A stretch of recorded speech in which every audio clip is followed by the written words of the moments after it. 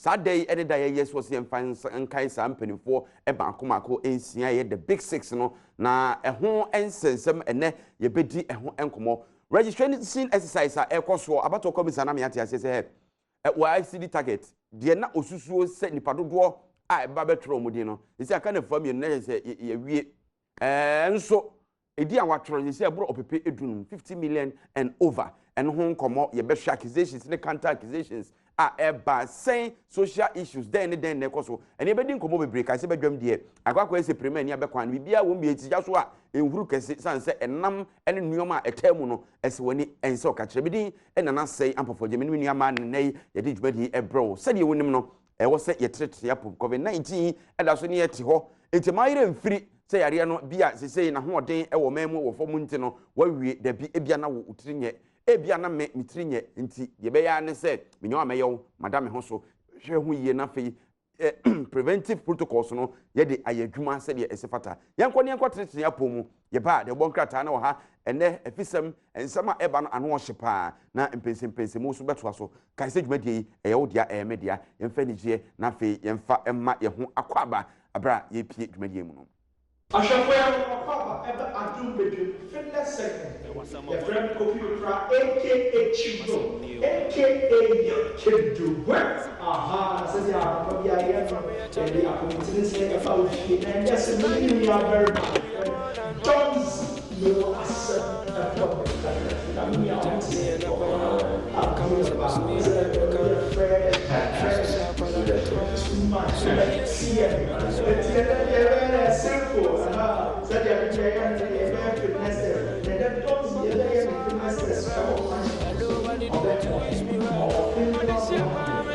Ashafoya Mama Kwaba eba bedwam fitness segment near Frami Kofi Pepra aka Chiro aka you can do it.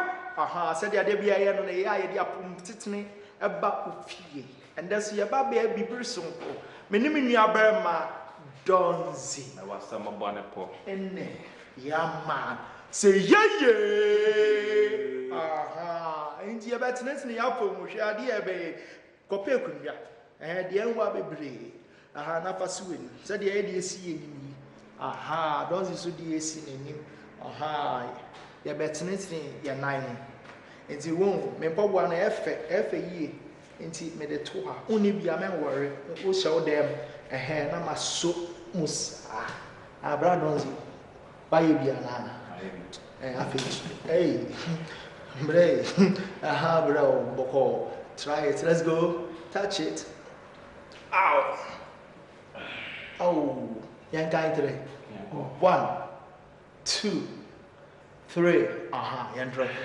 until say put away I'm packed. I am where cow. I am cow. Where you see. We see. Now we have hamstring. Yeah. Quadriceps. Yeah. Aha. Now hanum no kai. Abs. Wafa abs. Rectus abdominis. Maybe abs. Or perhaps. Pen was a punching peke. Yes, sir. You see when yes, sir. So okay. Say we need it call first. Okay, maybe you see way. And you use that one. Aha. And you use your bra. And guy 3. 1, 2, 3. Tiatinity. Aha. Okay, so your best science for your last 2. Are you there? Let's go. Drop it. Let's go. 1, 2, 3, 4, 5, and 10. Let's go. Aha. And here is your position in the crown. 1, 2, 3, 4, 5. Now, don't the team right now support Chelsea now? No, we are interlife. Premier League. Premier League. Ghana Premier League. Ghana Ubo Biana. There we are support him. One is mostly no. I am be supporting Chelsea, Man U, near there. Though foreign teams may support Chelsea, but local teams no. Okay. I support Interlife. Yeah, made in Ghana. Yeah. Support made in Ghana. What? Aha. Ti Rora said yeah, sign so I buy it. Yeah, be squad. Ti twe kunya ne bra wuchi. Hana asem. Ti wo a wo hwe no so. Ekunwa no a na ye dey exercise ende. Afi ye be squat. Wo hwe me nan no a distance e wo mo ani me shoulder distance na ye pe. Me be ese me tena ase no. Bon. Sa na ye tena ase. Enti wo so tena ase. Na afi na ho so. Boya na ye ba be. Hwe me bio. Na my idea. Now so afi no because I say to aso no. Me tena ase kwa. Na sorry. Enti wo so try share. Because you try share. No sorry. No sorry. Afi the motion, beauty, eba become. Na ye fa. The style, flair. The musicians mo tie no. The swag. Yankwe 1. 2. Yankwe 3. You turn it there. 4. 5. 6. 7. 8. 9. Last one. 10. Yes, say. Also, brown. I'm so brown. Hey, you go. 6. Yeah, what 10? 10 1 air. We are ready, Chimpe. Are you ready? We go. 1, 2, 3, 4. Come on. 5. You can do it. 6. Come on. 7, 8, 9. Last one. 10. Yes, sir. Come on. Move it. Come on. 1, 2, 2 more. Let's go. 1 to go. 1, 2, 3, 4, 5, 6, 7, 8, 9. Last one. 10. We go. Come on. Move it. Mind over matter. Let's go. You can do it. 1, 2, go. 1, 2, 3, 4, 5, 6. Come on. 7, 8, 9. Last one. 10. On the chance here. Oh, brother. What you saying? Breathing.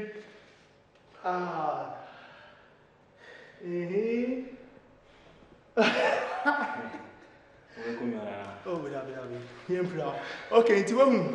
You see, I tell you, don't you sit well. Okay, great. It's the same posture. Boom, embra edge.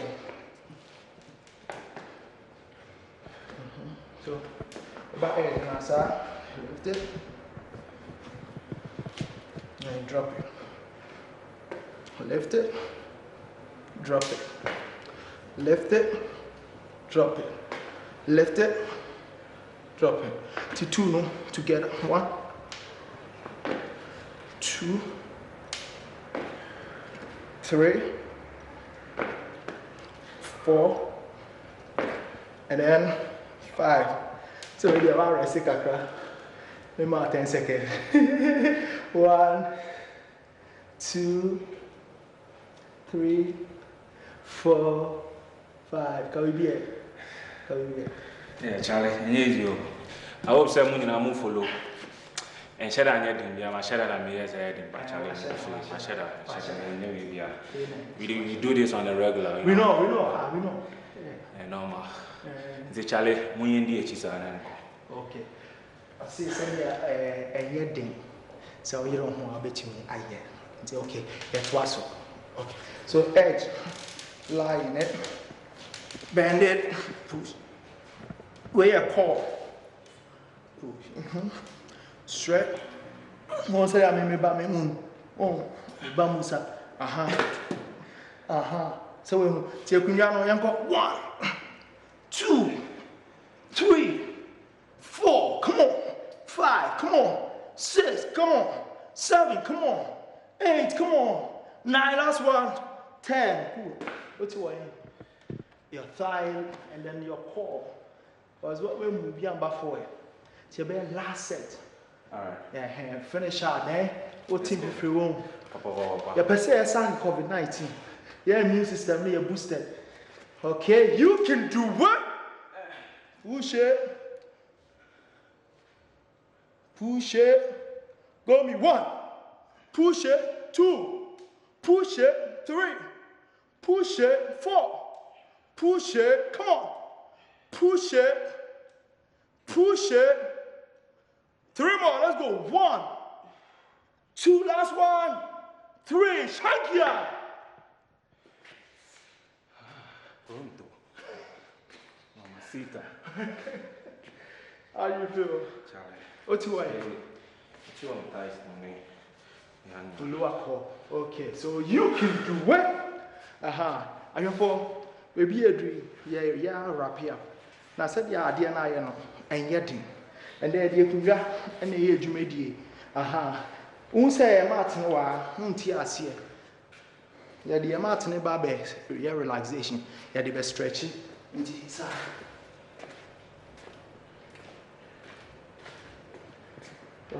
Yeah, stretch it. Now you're up. Fine. How will you now, sir? Same, but I am. So that's it. 1. Okay. Here, 2. And 3. Simple. Touch it. Touch the toes. Good. Now take the 2 back. Fakuichi. Good. Now 3 forward. Simple. Membu 9. Okay. Tribute. Good, nice. Up. So now I'm sorry. Simple. Afi. This is it. Now. Here. Here. Here. Here. That's it. Try it. You cool it down. We work up here. Work out here. Now we cool it down. You stretch it. Yeah. Muscles no. You stress it no. And 1. It's a wrap. And I 4, your mom, a quaba eba adum bedum. Said ye tiano, ye demo, I fitness. Se see a minu aberma donzi or project be a oye. Can be beach on way. Yeah, so send a meka and maybe a trim. Say I have a new song out. The title is This Year. I featured Family, and the video is also out. You know, say if you follow me, or call me social media, you know, I'll check here. Ube on me link no ho. Ube on link no ho. Me YouTube, my channel near Donzi GH, and I'm Instagram here at Donzi Chaka, and I Twitter at Donzi_Chaka. Facebook so here Donzi space and a Chaka. The song actually talks about the fact that once I pray, baby, say broken home setting or if you more the problems back to be able to me step out now. Maybe I'm fatania the need your matter problem. So there is a song that tells you that no matter what the case is, no, make sure say you make the good out of any situation. So never young farm to ask him because we don't want to ask him. For now, Mama found some time ago. It may say so precisely like 27 years ago when my mommy and my papi started divorce on the low. Now Mr. They see up and I no go know. Maybe they really hard to me. It was a blow because broken home setting with everything messed up. My siblings, my parents, everybody left house. No love, no care. Nobody they check up. My bra boy basa school self I drop out. Me and me coming here. Nobody did. My bro and the papa know they come away. But one thing I know, you will play. You better go jail. We no go give up. We go push to house to pay. Send me the meeting boom. Now one day me ye here. Me want me home more than I said they be send me here. Me striking and your master to 2 years. Me want some of one. You can do it. It's your best answer, Sham. Bye. All right, energy. What is in wapum? Easy, easy hero. Oh, now warrior. Unse, you are Simbia Yeka. Diamond, you say, Yamia Jumana, she, now the Akoso. Now, Yasha Jumana, Nye, Media Massano. Yamia Jumana, ye, now the Akosunti. Exercise, no, and on Naye. Oh, Casamo. Yasha, Yamia Jumana, Yamia Jumana, oh, Hena, okay. I say, Jumano Swapa for this, now, Penny, no over. Now, why it's in Yamia Jumana, ye. Now, the Akoso. Okay, I saw them for no much as a Methodist. I'm the Methodist. Roman for the idea Christ as we drink. No, I just say. and council. And yet, Chambina, you say, Christ has some green council. So, where dear? Adam, every 7 and then echo. And every time no one say and ram and penny copa VW4 or Mokan was it's almost so a crack cast sebano. Almost just oh my juma be say. Yen say kita hudia koswa. There's a funtum was amata treneno. Omusu. See a car mono hano. Funtum de. Funtum was sign mata trene. Obo mokutia. But on a more serious note, no, sir, ebi yesen am dodo on sen kwan. Yenya bi wo yema mu no, ebeboa na say obi de odeba no obegyae ye kra na say dodo no no ntimi fama. Ana say de no ne yenkomo ebedi say na be ya ebewi. But I think say business a dynamic. Sure. Yeah, nti eduru mrebi a na so wasesem. Cars mono ne ba in a way a be affect them, but if they are able to adjust that, I think they can. Omo betime ne enyumakuo no akasa so mumum beje cars no maton enti konkwatiri konko enti ebefi no ho abesi nsuo so abeba no na ye ne ha ya wo je ne ha na de kakra omo ha kra nye car mo na ye na ha nemum cars no bi ade ho apem kakra ene ade na ye sese ye makwa me emfa ma no savage cars no em say eno ne omo main issue eno so de omo mu jaye be ha adwene de because nye nyina na ebetimi enye nyina ebetimi atomo no tia ho nti eno de ade a I was a penny for shed no more saka be ni penti ne shemra en shemra se nkum nipa at the end of the day no komo ne be kwawe ne beti ye ho ase all right nti ne de ye mfe re show mu se ka ho asem de obechichi na nti ne wa hweche na se wo mo ba ya na me sa pepe ne wa hia ka bia me so frame frame na ba bia benya number na frede e na ehu ampadu all right and na founders day na founders day no say we okay. Eso do number betu ja. Nti so obi peka no mra ho dia. Yeah, me see ohu ampe. Enti ene ye bema more details about the Founders Day and what it entails. The ntia ene ya fofida. Binum kra ntia say na August mu dia fofida mpacho ye institute holiday a che say omen amamra no ama kwan say ne ya fofida e wo say dwuma for tena fie. E die ntia san komo no e behwe na ye di but at this time ne hear some of the stories making headlines. Me din Edna na say ampofo eje me ne oba ho fefo. Mama try die more. Yeah. It's Ghanaian Times and I fancy ladies the Ghanaian Times the Bokrata na Shasia no pay oba penny awada electoral commission ejumekuo na no Miss Jane Nana Jane Mensa and awada have a fair. They say Jane no ni Jane no I say ya na confused. Even politicians and Jane Mensa wa baby and ya de baby bia na msi David Jemensa no wo dada na we ye Jane na opoku agima nti do pa wo ye na opoku agima no kra na I think say na prof okay ba woni say me na mte o sa na oda na yanchiro mu okay kwa ye you antibeki za na me professor na Jane na fire ladies so no so man panim pana ene boy okay fire pacha no pay mo acho ne afia wan kwata makro na o ma hene kwabna santia no pay ye ma mo ache o mo di holiday ne minua prekope okay Ike the unpredictable programs manager Emma Angel Kumasi okay ene na woda nti me we Ike the unpredictable happy baby oye nua osombo oye nua anu odene wo said you obechi yes enipa bitisa enti Ike the unpredictable wonu apanko a wo ye kurenti no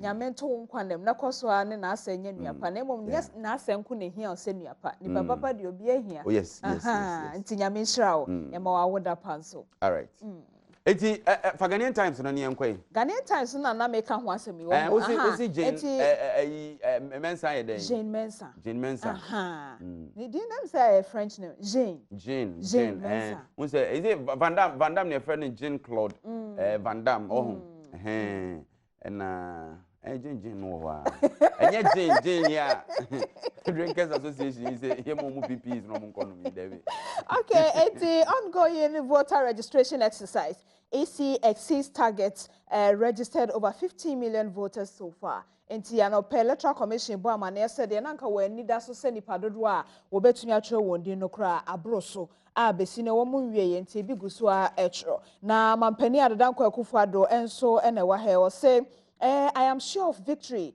in December polls na enro okotro ni din e wo chebi ena wo de sa asemi to dwa se abato ne kwa wie ye December bosomi mu no owarehemu se enkunimdie ebeye ne chefa. Woman who allegedly murdered 2 children to undergo psychiatric test enti sa maame no temade no ha ekohwe na adwen mu ahwe se emu da ho no mo na ekoba ne sa so poison kwala no okay, to some extent no metie ne nkyeremu no ne sije nkyeremu no se wo share that so be poison but na no asem enura bi se nkwala no kra be ku mo ha me nya o meku he eno be ma waka sa but to some extent nkyeremu no nso no ontumi nka se wa share da na etu de yenkohwe mra yenkohwe adwen ni mumra ne ehwe se akola ni di ni e ma na duro ka se me wonchena mo da ho nti pa so abehu binum no mo awo asabi o mo tetan kwala na so no enra yenkomo ayedi ha no se wiase no de opa ye nya se me ka se obi o mountains ni so emfa ho ni coronavirus ot mountains ni so o bompa ye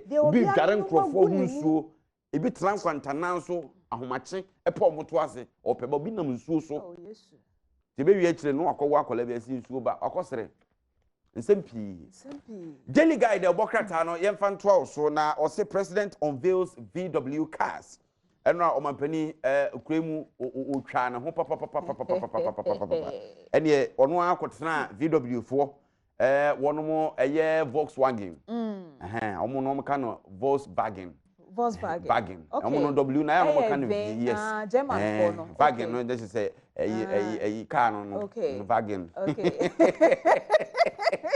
nana be kume oh ampadu na ekaguma so no no yeti Germany yeti German kasa no Düsseldorf say udu Düsseldorf a odo be fa hard wa fa everyone is ampadu na wakasio ja no etienra Germany for eka VW a uhuni wonmo abaoman mu ya mo mba bi atena na wonmo ahase hyehyɛ car ne bi Ghana nti ene obehu VW mu no kyean se nam krumu a ne ahyehyɛ no Ghana ya na no mampani ekoya okopa ho ntoma mutwa ahomem be se afenefa komfie mienu nie na mpa wo mahyehyɛ cars ne bi a afa wo pa ho ntoma nti sa cars na ya ne Ghana ya no abadwa so mampani apa ho ntoma no tu ba ko na defense minister challenges Mahama on voter suppression claims. Yera Dominic Nitio yeso afọ hwe ambambo nsem so no so mampani Mahama aden oye commander in chief of the Ghana Armed Forces ena wonim se asojafo yi yenye omu yodum saa so obeka che soja ni se wonko na wonkonko di bone ana so wonko ya dem ko titi obi fa hodi so eden pa nti sansem na woka na hefampo ena che se omukọ ekokoko ye saa ne nti the worker ne nsem o de ba dross papa kafa ba wage killer in court ne UCSC target ena efiaso asnega enso so ne se o se yentuma na nadran kakufo ado na fire in NDC yenko fa kasebo no mra ye ba dia kare be chichim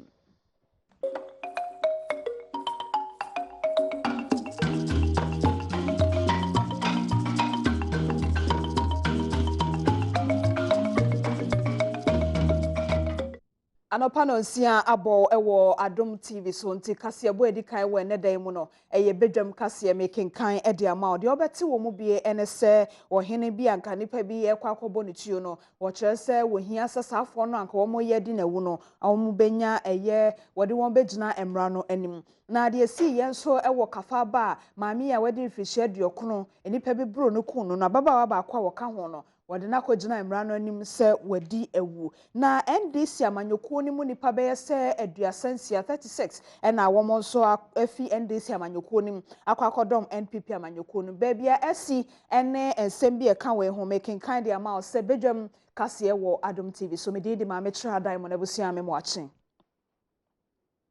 me share asiese ohini a owo kwakiremido agoto hwapa ene nana na nyete agboke a wotoso miensa na nana chese anka enipa bi ekwa kototo ne tuo edi na wu na wo sesa safo no ba bia emra ne hye bia wo momode ase wo behu na wode won agina emra nanim se wudie na anka opese wo bedi no nti abuba no ebi ka me ni echi anase me forehead eni me hase abuba no mienu eka me ha ena miensa susu eka me hase ena uhwe me ha no susu a ehon su 4 ewura ho afi uhwe aha susu a 11 pellets ewura ha no musi ebe share me ha Enti na I was bleeding, serious bleeding.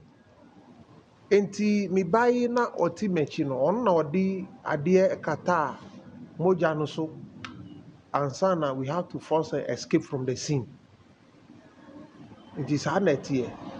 Ni eto aso sa nti edu so me ho no ansana ono beji car no e na me matena chiri.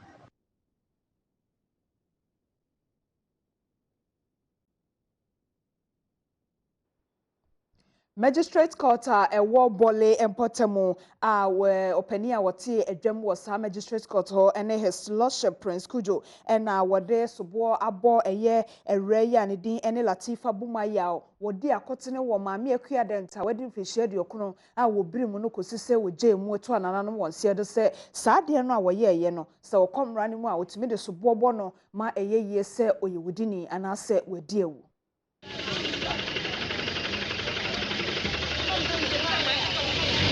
Abra Bole Magistrate Court eko asetena enenu. His worship Andrew Prince Kujo ena etina adwuma a wahye se Latifa Bumaye a wanya mfi aduonunum no wofa ne nkosia police fo kumu na bosomi August ya yewo me ne da etoso aduonu wansan emfa ne magina asɛmdi bia hɔ no mu bio na bra wonom eko asetena enenu sobo a wonom ede ball Latifa Bumaye ene se wono ene nam no so ema maame akua dente ya wanya mfi aduokono ehwere ne nkwa ya enu hunti no wodi fo ewo saa asɛm ne mu. Chief Inspector Abdullahi Awuni ena prosecutor asemi ehye ne nsa na wode tuja se wogidi yie paase se ya wonom atimi akere Latifa no betimi akere enipa wonom eka ne ho a wodi saa enyina mransem ye nti ho behia se court no ebema wonom na wotwe kakra obetimi de aye na asem ne mu enhwehwemu.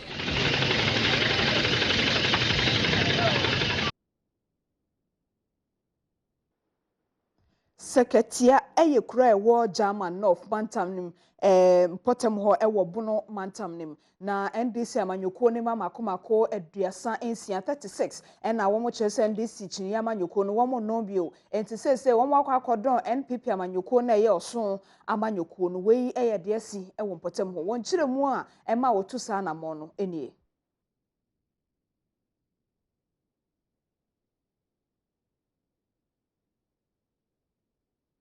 Yendia mpesemba MPP ne se nanado ne mane ne obuke onya didija onne ne mbanimvuo nyina bia anya didija afa be ma akunafo bani ase ne suo ho afa so be ma nyanga be frandoma be ma bani je ma be diburonya be ho tobe se afihia ongai wukunu se afihia ani ohia bia wonzabeka ndi akora so didi mewi a ofiri awoko ndi niendia meba na NDC no mateno ma fie beye duanan kura de achemi chese me ya me fi me frase de NDC ana majo na NDC no mateno mu amwa me sanse na me mako school omo anya free education ni bi ena me ma omo nyina anya bi a omo ko school a abanhwe omo free sia obi kura mpo a wotimi wo se nipa we no nya NDC ni na wo ma no koto abama o party na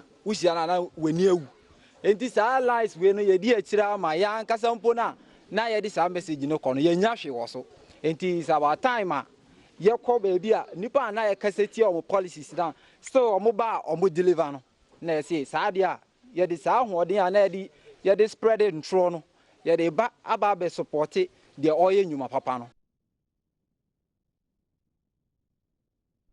Abatu adwumakuwa ewo omemitre electoral commission ebo amane se efibra wo hye dinchiro no ase no nanka wani da so sa anya hwekura nipa be se opepe duno 15 million ena wo betro wondi nanso edinchiro ne mawie yenso nipa atro wondi no abrosa. In conclusion, what the final figure indicates is that we have exceeded our target of 15 million.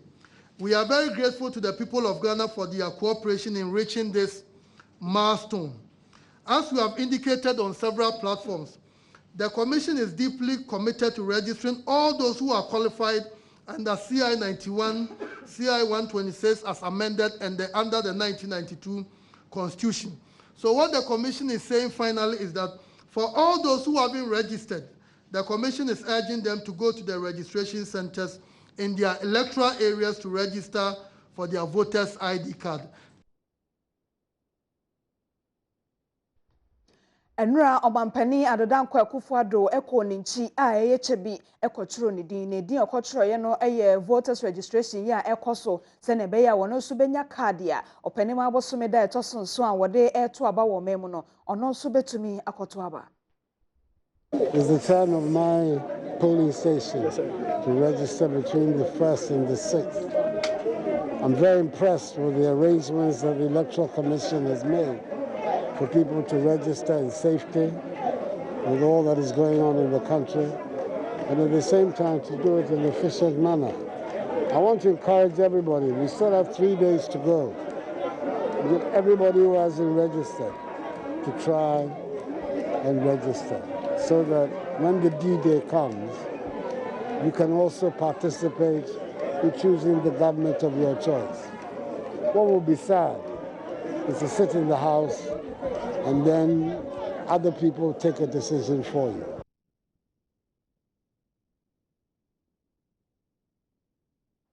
Enra krono anso omampani adodan kwakufuado ekobie eye VW adwumakuo na womo ebehhehye ka mfidie ho nsem ewo memu no na wei eye de edikan kura womo ate ano enti wono so ete hyen no bia no. That VW is going beyond the Beetle to assemble in Ghana other brands, namely Tiguan, Terramount, Amarok, Caddy, Polo, and Passat. Volkswagen means the people's car. So I'm expectant that the brands being assembled in Ghana would not only be affordable, but also be of the highest quality. I assure Volkswagen Ghana the government will continue to support the company in diverse ways to ensure the sustainability and profitability of this venture in Ghana. To this end, the Chief of Staff at the Office of the President has issued recently a new directive to all ministries, departments, and agencies, and indeed to the Public Procurement Authority, to give first preference to the acquisition of locally assembled vehicles when public funds are used to buy vehicles. Additionally, the Minister for Finance, in his excellent mid-year budget review statement to Parliament, indicated the government is going to establish an automobile industry development support center, which will, amongst others, coordinate the technical processes for licensing domestic vehicle assemblers and manufacturers, and monitor also their compliance with industry regulations and standards.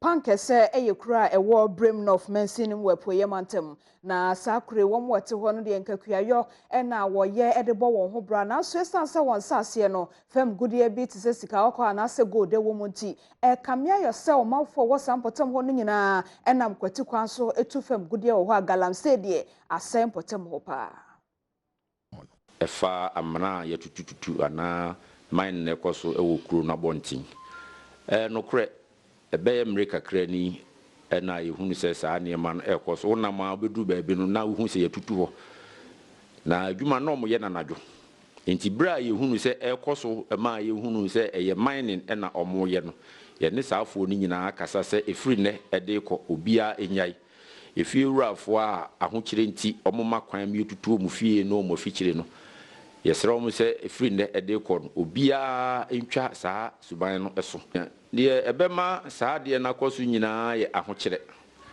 esan se bi obi yare ana oni sika odi to aduane adi na osusu se ni fie gudie wo fom ho enu nti wo frɛ obi a obetimi abeyi ama no onya sika to aduane adi oyare obenya bi de ahwɛ no ho yare a obeye esan so owi a obesan akata so de koso ewo pankese so na midina na me de bedwam kase no esintimi soso agudie mu nsam ebeba wakwa mabusua memwache ema wafo fida so medin de ma metra Diamond.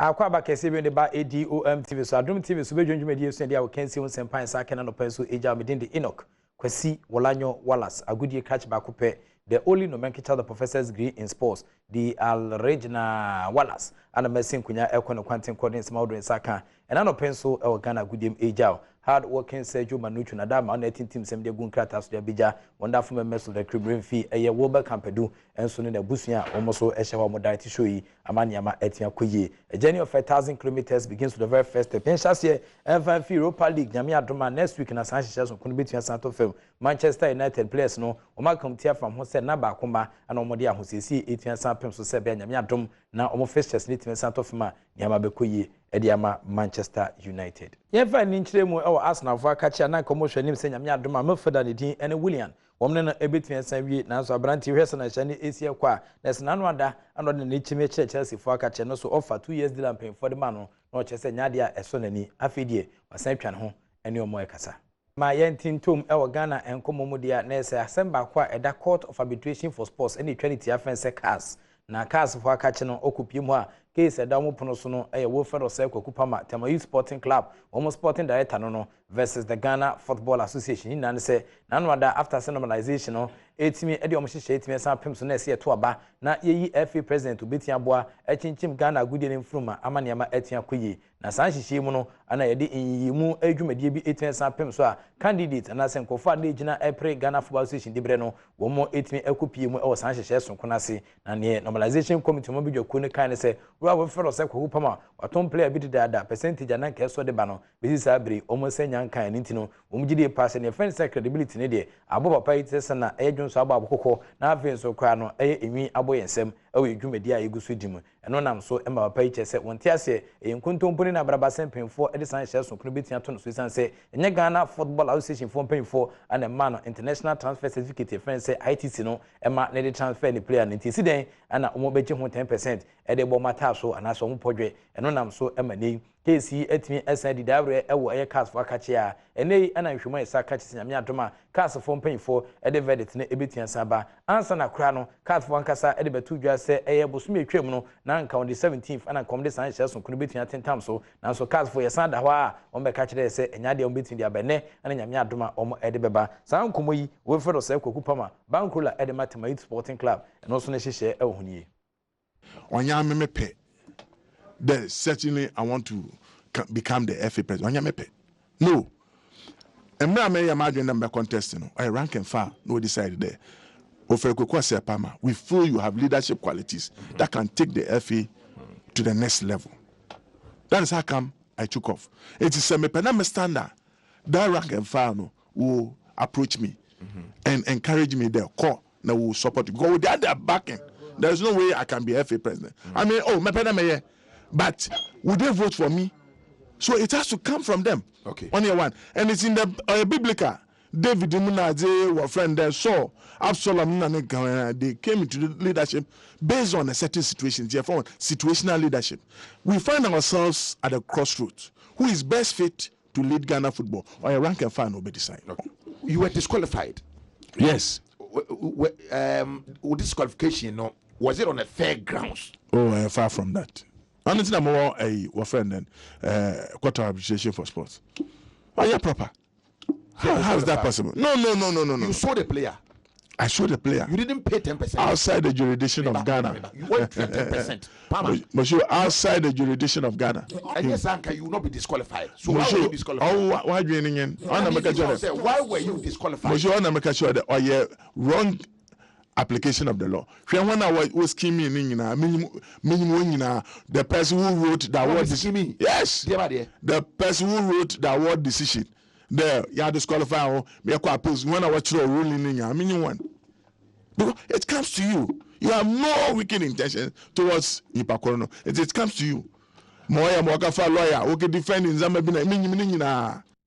Wo friend Osei Kwakupama ono ana Tamayu Sporting Club no ne dia ana ɔde ne case akɔpie mo cars case na kyereye cars fankasa de date beto ho yanka hwe na cars for say no date no mutimi fa ma nyame adom na yi be say eye awiabre mu no wo mo edition na ebitua saba but ko go fero say kwaku pama ne Twitter handle no so a wa twero say I have fought a good fight na nhwemu yesa ka che say cars fankasa no wo mo verdict na eba wo mo nheda mfa nto abontentem pa so wo mo ne parties na mo involved no ahwehwe nkoma san tiamafo so say ebia na wo fero say kwaku pama na yesa etia ka verdict ne da ana wa twero we edi agu ne Twitter so say I have fought a good fight we ne nkomo bia and also enam kwamu eba ba cha no so ma say 1984 mo ba bi na ekoba say in the court of arbitration international court of arbitration no wo mo etuatie ni nyina ne say eye international olympic committee IOC fo mpanfo wo mo trans say wo mo pe neutral body bia so mo assemble ana say wontwi ana center wantawa ba wo mo betua sa kana bo ma ne metua kwenti nam IOC fo so ana yete eye 1984 wo mo ete ana so mo tintim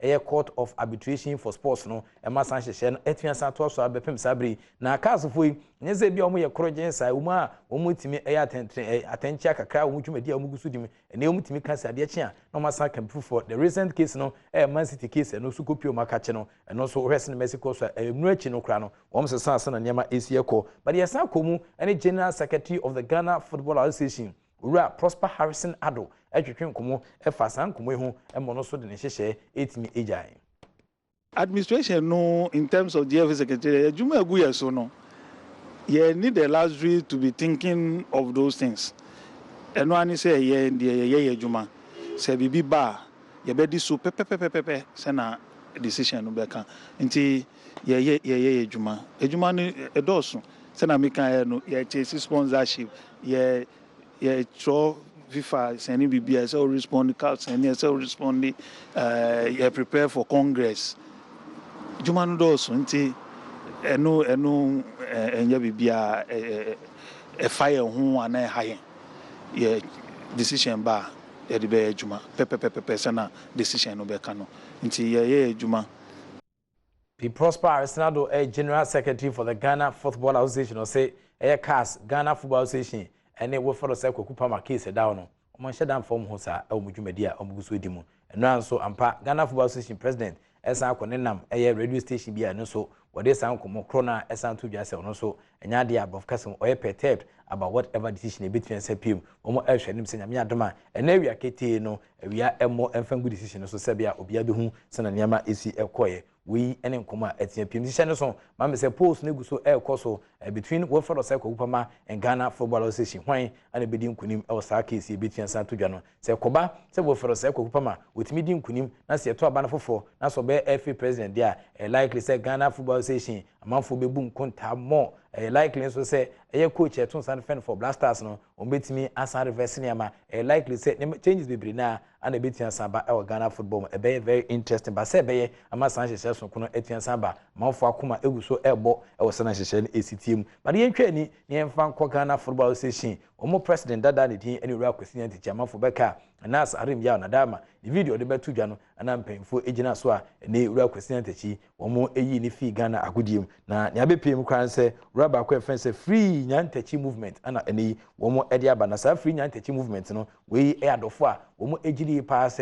Real question techi a hwesena agudi na sia kona sentem bia ene papa no obo no homodi yi pa nti yenya no ya da adwene ho ahu se kwasi yan techi yem se ni all go through no any basis any ade nti no ni ya kan se ye the letter koba na nado his excellency ni a kire ne se ba bia aduru no on pardon kwasi yan techi na afi Oma kwasi nyantachi nkoso enyena adwuma because se wo hwe kwasi nyantachi baby already Ghana football duru ye na e be chere ansa na ye duru ho because after 50 years your friend say the late Ohinijan eko your friend say executive council of FIFA ku ba ya wan ko bi no the only time ye nya Ghana ni ko ho ye 2016 that is about 50 years after na niame kamepe yibi un say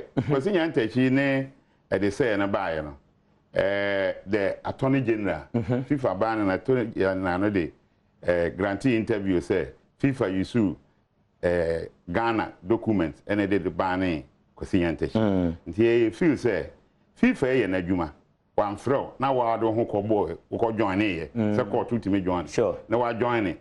Hey, the FIFA relied on government's work to ban ex-GFA boss. Dame ne kai. Se wako na se ye de wako joining in court. Na se ye dinia ya punish nipa na. How do you come back to your own jurisdiction and say nipa no on sanen court? Assemble kono wako ye ama ya punish no. Wo so ba okrum ha. What's person punishment for what?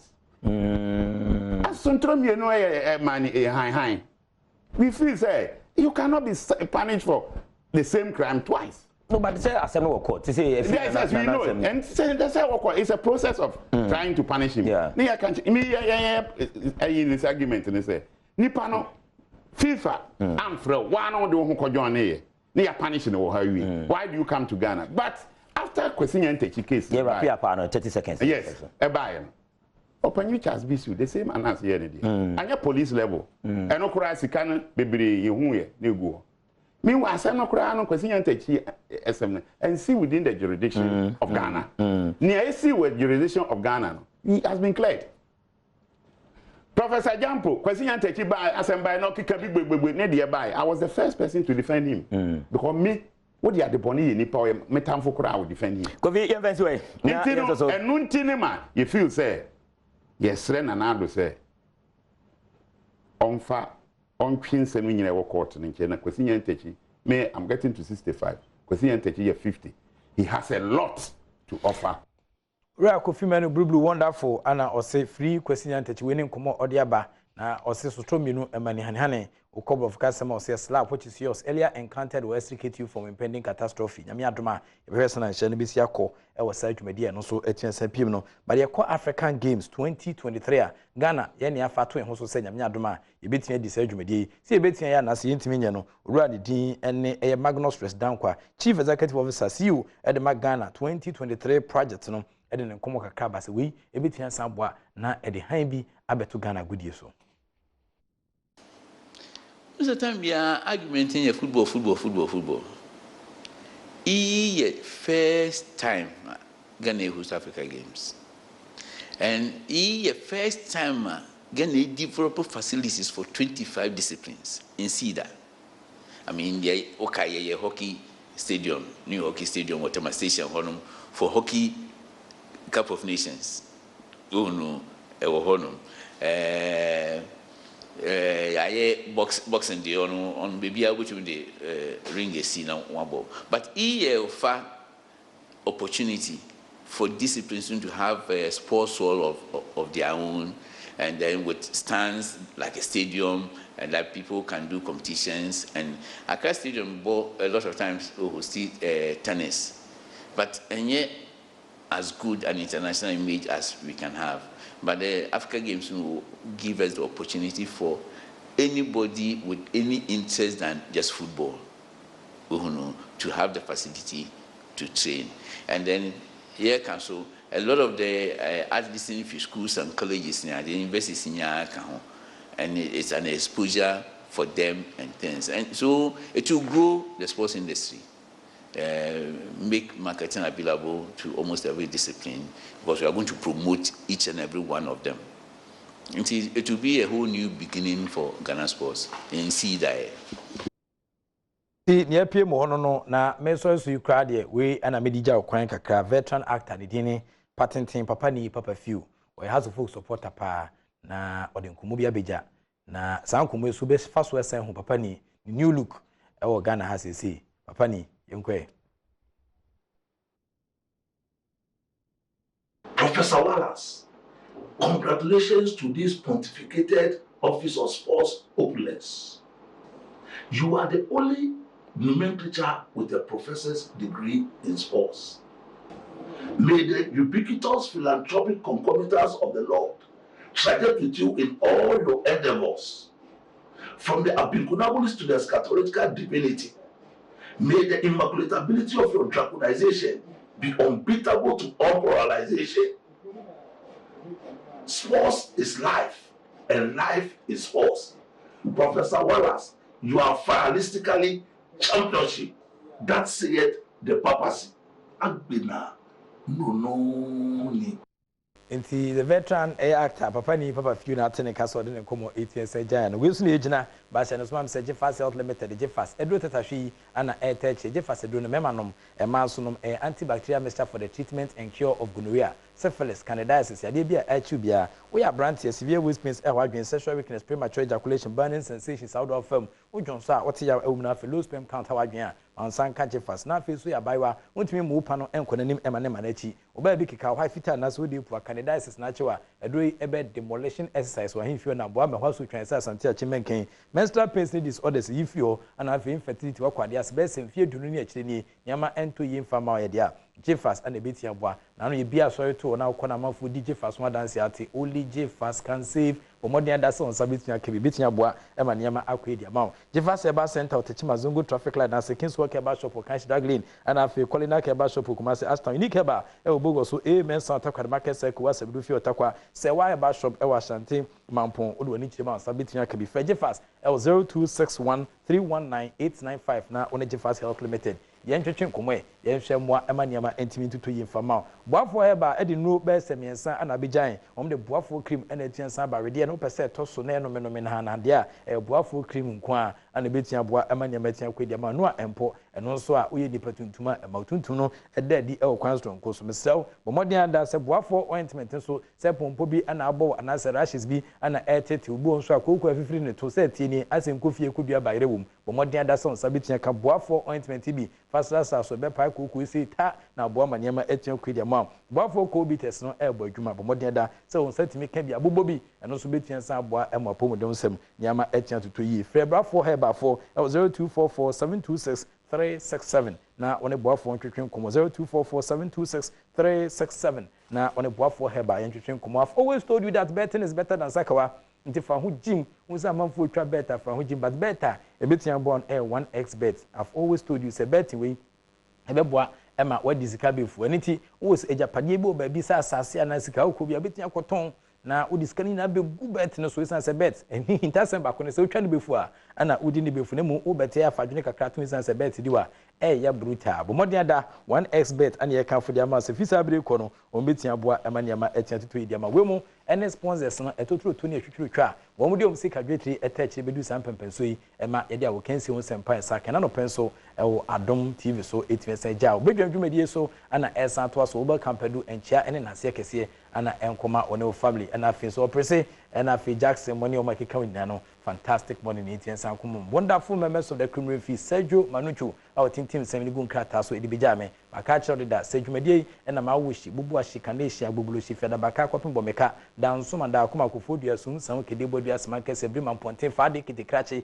ebe pienso edo wini baka so anya no kwatin poku eso jaman ene ne hye so do ni hye so gakope dabala hohoi ebu aketem ko chito adidome edo ni chire mu kokko obo me obo enkwati ade ni cheche ma be pie mu a ekọ sankore mo show mu kroma otumi sampa obi ade na fide na to a ohwe Adom TV Adom TV bedwamdwumedie so midin de Enoch kwasi walanyo walas akudi catch back ko pe ese akwala sa fa a ebisa na wofodin ma medin de mama pep papa din de bradan o madama ene nei edisan share so kuno etwense jaw. The act of being a good guest is to know to say goodbye.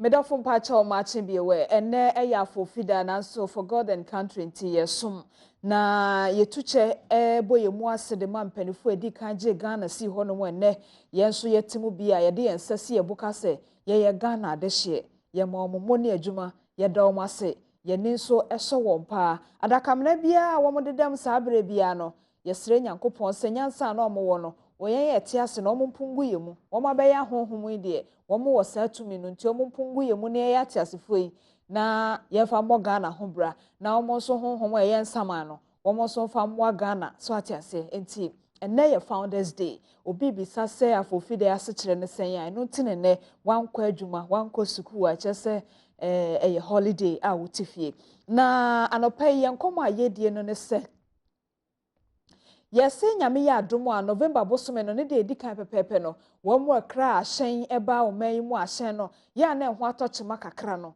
saa dwadie no yetwam emma so bio Okay, yate. Yebedi san komo no eno ye de yate ne sa na so mpanifo beboa ama ye de ho komo na ye ne wompani pa Mature Car Dealers Association wompani pa woni Owura Bernard Intrakwa entwetwe enkomo.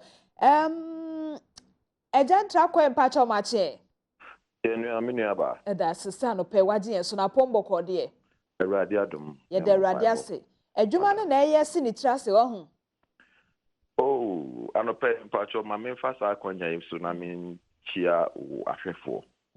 Na medase so sa no wa frame wo mo kasa fidie kase so. Yenim se mo fidie de ko wiase ne baby bia wo wiase afa na nyina. Mpacho una ubisa se adwuma na eye si ni trase. Adwuma no na ase eyaye bibia ofise nyame yadoma November da edikan no na chese niamo kraba no niamo krada da na no aneba eno achi no mutimi enkra bio eno ye de yate na wakoye Car Dealers Association president no ye pese unkyere ye cars no ayese ye ma mo kwan ma mo fa ma bio no brofudi eda so no eye salvage mesra wo de ba ye de ni mu ahu na abubu mu amayen ya ne we na mo ka ho asem be busumi be ntianumuni na ne Iwa Alankojo Chiremankin minister yene no ebubu ho a ihu nkomo akwachiri na ye abie ne bisia bribie ne bisia no de o kan se ewu mu se asem no anase mra ne de aba ma aban de ne sa ahase president de sa ahase nanso ono ni nyina san twa ebedi nanim se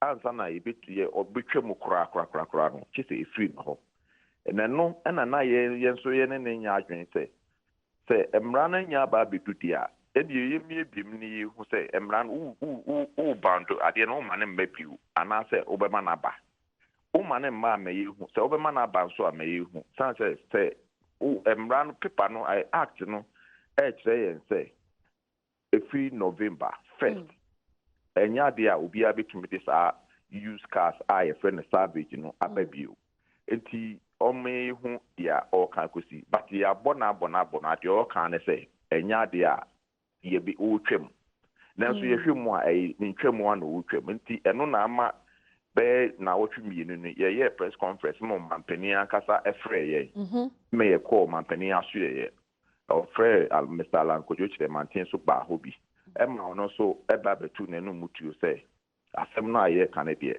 enya de a ombe bound cars no de enya gintu mu say cars no ye bound no kra ye enya gintu me pacha wo eye mo amokra sa shen bi etesa ba no mo na mo nya gintu mo wo bra asem na ko parliament ma omampani ekra de ne assent a hyase no ena mo nya nyintum pacho mo nyina so nti a mo nya nyintum no ene sen nyina so nti a yentumi engine tum ne say ye na ka ton no ye ne ye ton e wo man mu ha ena ayi obi fe obroni ono so ti ne krom aye ne fe so ono so pese obeye cars ne bi wo ha ana so mampani so pese oye brand new cars e wo krom ha ye de ye gitum say ese so mampani etumi eye sa adwuma no no magana ekononim na emomonye wo ye ne sa no enkyere se yen so ye adwuma na ye no obese no so ha enkyere se yen ye adwuma na ye no obese no de also wo ye ne se ebia wo mayen kwan no mo so ye o adwuma na yen so ye adwuma na bribi beba bedu na ye bi hu se okay se baby edru de obi e peka ni bia ebi obekwato brand new ebi so pe dada ono so beto na mo wo kan se sisia no me de mraba ba ko ekire se me de 35% to car use cars no so na if so ma sign the letter of certificate of conformance and so the ato so na if so ma sign brasa bidia na kire se kwan bi so no o pese o kire yen se pese ye de car na beba na mu ka na wontumi kan kire ye ora intrakwa ye hwe ne sense so o sa ye nkomodie ne nyina akoye use cars na mo amokra hyen ba o mamu no o ka ho asem no ye hyen ya obroni ti ne kro mu a watwi pen na yakwa akofa ba anase de aye na chemato wo ho a asai kakra no eno na mpanifo se o mo mama fa mabio no use cars ho asa na ye ka na car no okwa abrochire a ye wo de bi umu a ubekọ no na chima bia nto wo ho eno so ye savage because abrochire no omo cars ni na omo aye sure nti obi omu kura ne de no ebia ode na ma na akonfo che ena okọ report ye eti okọ report sa na ye be ma na car na fofo na umu a na se omu koko ho police fo koko ho car na ebia ombekọ kwa na safoa no pe ena nipa na timi de koye eno no omu ji a eba be ye savage because ya replace ya ma niwura no ye de ya ma na fofo eti no se omu de ba eno no se so omu tese no omu so de ti omu ka no so bi eno so ye savage ena ebi omu spray bi enam ansuo snow ni bi ato ena abobọ so ubo se cars ni bi omu e de beba na abobọ so na ebi a o de ba eno ane se obi spray keke eno so ye savage ena ebi omu so a ebi enam ena apem kakra ubo se ebi a bompa na yi eno so ni nyina ye savage ena ebi omu so a mefa ne se enam na ebia obi di abodo no kakra eno no eye savage ena bi omu so atum sa apema nkasa eno so ye savage ebi so omu a eja aka no eno so ye savage ebi omu so ansuo na afa no eno so ye savage na ye kwa akoto ya beton no ye nkonkofa kala eja atum na onfa mma onfa ka eja atum obefa ka de ye ebia de ehun ebia obekwa akoto e ba okra wunya adwuma kasi bia enye wo ho eno mu na ye kasa ya ye tai edepa krom ha yen konkofa de bi a chances efe na we ha eno kra yen encourage kra yen penisa akra se o ka o de ba na wa ba beton ama sebi unua so atenem ka no o de ba nya nkwa na abetenem unua kra so bekwa akotenem bi enti so wan fa ka papa ma obede na wo hu se ka we na eya na se enti yen fa sa ka na ma emum dia ho atechi man kakra na ya ta ediba yo oran trakwa enti ebra mo yes anchiremu we nyina mo ne trade minister koshiaye na afi mampani ankasa nso kra ne mo ahia mo man omo sanchiremu we nyina no na still awo mo se da bi November 1 ekọ no ma mo fa sa hyen no mabiewu minu ya ba ta asem no mikura ya migina ha se o ka o bisa me ho asem a mintumi ngintum se omo se me yen fa ka ne ma esan se yen ya ne trade minister ashe da siem ene ya ka kire ne se ade no se onfa o me yen fa ma o me yehu nani so trade minister anytime be baby se ne bia no o se cars ne de see no for instance or the my yen ba ko no se see no kra no Ghana ha no ye kra cars no 100,000 cars in a year every year bia 100,000 cars ne ye de ba na 100,000 cars ne de ba see VW4 na o ma ba no ye ka se ye bound car no cars say no betumi aye de replace 100,000 cars no enti so be bound to cry chi say ohwa ma ebia wo hu say ye we enough brand new cars I betumi atita for a manfo here the amanfo here and sana what the bound e de ato so enti ye de nyanjintu mu say dia omo ka no ebeba so na se beba so a ye nyanjintu se ekoba na se ebeba so ye nyanjintu me san se sa asem no nya ba so fa na e che so o ma say ye dwuma ne sa aha no de no ma say ye dwuma se wo hwe say nipa over 7,000 ye nyina enkran eye kumase takrade sunwane eni Ghana fa han nyina omo ton ka ni nyina na se o ka se bia obi ba be ye ka wokum ha enti ye Ghana fo no ye nya ye dwuma na ye fa ma obroni a eno no de ebe ha ye nkakra eno de ebe ha ye enti ya ti ase na ye me pese obo ne ponso ma ye se ye fa ne se owura chamanten na wo ka we se ne be ode be krokro mama mo bo atom ye mo a ebra mo ko hia mampani ankasa nso no mampani ma mo ti ase se VW4 no dia na se other cars e be assemble o Ghana han omo be ba fi se ye hia se o man no e be tumpon na so mo adwuma ne the fact say ya semra no enche se ye afiri ho kra na se ye se chinchire twam pese sankomo na mo ne mampani di ye no o ma ye nso ye tibi you ye call abankasi mu no na ye di ye nkomo no koto o mampani anim no o mampani eda ya na o kan ye say dia ya beka no wate pa dia ya kan wate na mmom no obepese obeyi ba sonfo bi nipa mienu afi eye ono anaso ye no wayi mienu so afi custom office no wayi nipa bi so afi Ministry of Finance na efi nso trade for no na yen cap no so ebi fi Kumasi ebi fi Tamale na ebi nso fi Accra ha na yen nyina ye kokohia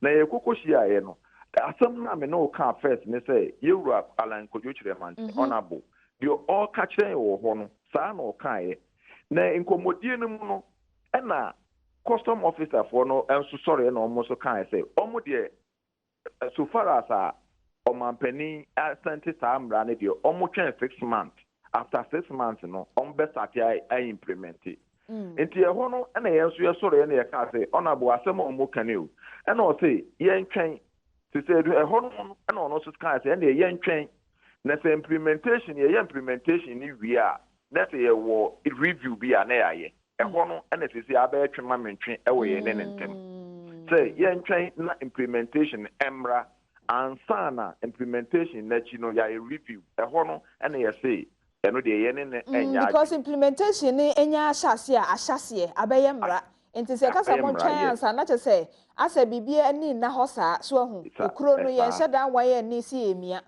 sa pepe to say they also what meeting there na wo ho ni bi enanti nam so e ma ye no still ano ye the report e dey akọ omampanim na say wo hwe omampanim na say akwantu bi dey da nanim enti no e ma ye nsa enka no enso ye nkoka de ekọ Ministry of Trade ho no enkyere no ano ne asembe bia ekwa kodu sisia na ye cardless na enya de a ye gi atum say so obi ba be na juma san say juma we na ye na ye juma ya be mfie be aduasa ni a ye de aboa Ghana for eti say yes no man penin ade ba kwa yes ne say ana say honorable oti a or yes ne say enipa ye rely ana say ye depend on car sales no ye do so wo man mu eti say hye bi aba na say be ya enye say preko pe no no be ba be say ye njuma okay as I say a family because who sasia kasa no kra no kan udi kan say nipa dodo ne 100,000 cars ba oman mu afi bia no VW cars no mo ntimi nya sa cars ne nyina supply omanfo ne nya tinka mo de na bank kakra no mo so ya na ne nyina aboa ya te ho na se na yen hwe ne senso alright traka wakoye president the Cardless Association no bia mo amodon ekuo no de monam ekwan bi so a mokra ahyen no ba enti mo wode mo kodwa so a mo hwe ansa na mo de aba bata bia mo mu bi nso kra ahyen no bi ba enso se de mo amowo kuo ni mo wo monte ase ba ko bi ni kwan a mo fa so di mudwa no saafo ne nam saa kwan no so enti se de wo kwa bia wo nkonkoto de ajatom no wono obekwa koto de ajatom obesan so to de apem because animdifo nso wo man mu ha de bedu a won be siesie no aye ne hyepe a wo hu se atimato bi aba ho da bia no so ka ho ntina sa ahyen na taiba no enti na mpanifo percent ka omo twa mo tipreko pe na November 1 ene obi anfa mabio eno so mahwe sa asem no adi ho nkomo yo minu aba me da sepa me bo aba so was a question ya we bi say me da was papa ye tie ne say ye ne omampani eko hia ye no ye de to nanim so hwe ye input a ye de ko ye na ye de ama honorable minister ye yura kojo alanche mantin ene ye ko omampani ho so ya ka kire no se na be ya sanity bebem ana se na be ya pepper ye no kwadi ni kala omuhia beba ne ntino ya ye ne se enka empo no ye ntrase na my certificate a kire se we de o ye dealer ono no wo ho kwan se o de car e de ba o man mu so hu ye de san hye ne so atom panimfo anim se o mu fi se bia cars no mo de ye de ba no e na bi wo mu a enko emaye ana se e bia emmeboa ye ya oma certificate enti no say bi kura mpa wo amanone no ho a na se wo ya nkranko na pese wo de car ba o man mu a se wo anya car dealer bi wo Ghana ha no mu a wo tumi mfa car ne ma emo akofa car bi a ekodi ewu bi e de aba be kun obi eno so ye de ato o mampani ene ewura alankojo kire mantin enim eche se adwuma na ye ne ye mpese echima bi abeba ho enti ye de mra na ye de to ho se ene o so omma ye kwan a obia we card le bia wa register bia wo VAT at bia no a wo ton car wo man mu de wo certificate a wo akonya so kraka na mpo so obi wa ma no ne so be kraka e ti so de afa wo so ansa na watumi de obaka na ba o man mu e ba na sa so e be ma yen so ehu se ampa car na wo de ba no e ye di hia okrum ha enye ka bia ya twetwa ansa na wo de aba ha na de akona wo de akọ magazine no wa kwa akọhyehyẹ de bi empenesa nti no so ade a ye de ato manim Jo, eti ye fa yen common nsi na se de akwakoye se akomra sebedwam emra no yenya hye amendment article na na wo 2015 no ya sakram yenya 2020 de hye bosome mi santam because ye wo August so September October November bosome mi santam na no so be yadwuma bia na owura kwadwo chairman so wono so di nkomo bisie one mampani to the extent say mampani so afrem no den efisa brekosi abosome mi santam no yenhwe de empanifo nso be ya fa ho nti owura ntra kwa no pay ye da se no wadaje wo bedwam dwumade so you mini aba meso meda se papa nyame sha busiafo ye ne owura ben ntra kwa no ene ye president de Ghana Association of Car Dealers na atwetwe nkomo afa de ye tete no ho se beba so anase emaso enti mi jede se de opese wotefa ho no wate anopa mi bo amane se Franco Trading Enterprise was 0246 422338 and also 0546 133188 na wo frɛ wo mo ana wo ka kyerɛm sɛ ma metra diamond say phone papa de agye sɛ wo mo ho TV papa wo bɛhwɛ bedwam ni Adom TV dwumadie de agye sɛ wo mo ho enti uni adagye a sɛ nipa ni mmerɛ so ho ha ho nya afi na wo kɔ ehehia kwa kopa bi ato eno ana sɛ wo bɛfrɛ wo na wo frɛ wo mo so na bia wo pɛ sɛ wo ntom free social media handles na aya wo frɛ wo mo abisa wo say etesen because ebinom aye yimpataku ena dwan homa frɛfrɛ mu na ɔmo sɛ frankofu adwen saa so ɔmo ha ɔmo adwen enti frɛsa number sa mebobɔ ma we na wo dan ne pempen so na DBS makacho sɛ yenua no kakraka no yenya ma ye ma no na ye ɔmo akɔ excursion so na ɔmo akɔ hu sɛ we ni odum we ni wawa we ni sampele we ni hwanhwan so atiase mahogany ni ne keka ho enti DBS bɛbɔ wo dan ne so ede amount na yemra hanum say so na yeni nkomo mene owura Clifford ansu wono ye general secretary de ma Automobile Dealers Union of Ghana a wotwa wonkuo no tia efre no say adu pacho owura Clifford akwaba ye na na pomoe yo adom adwuma no na ye bibie ho moyam sesemo akomampo ya atenye ye mpo na hihie oh sa edu akomate owura chairman tesem kam komate so te the president na na mo se da nyini ni sa meda se menu aba ne anopai akonya kakra ya ode ama me me de papa agidi de sabi obi ani ho anka ogini pa bia de wo wiase me amete ya bi mpo ameka se menyime ho ni sa wo no kro okay eto de bia na anu asem binti na anu asem binti enti omampani ne akasa minister nso so akasa na sade ebeye ene ne asem no okay mo dwumadie mu no enhyehyeye mu no mo hia mpanifo ama omo ka kire mo se mo hwe yanim na ye beye ni se ma ekoduru ho no na omama mo nsesi fo mpan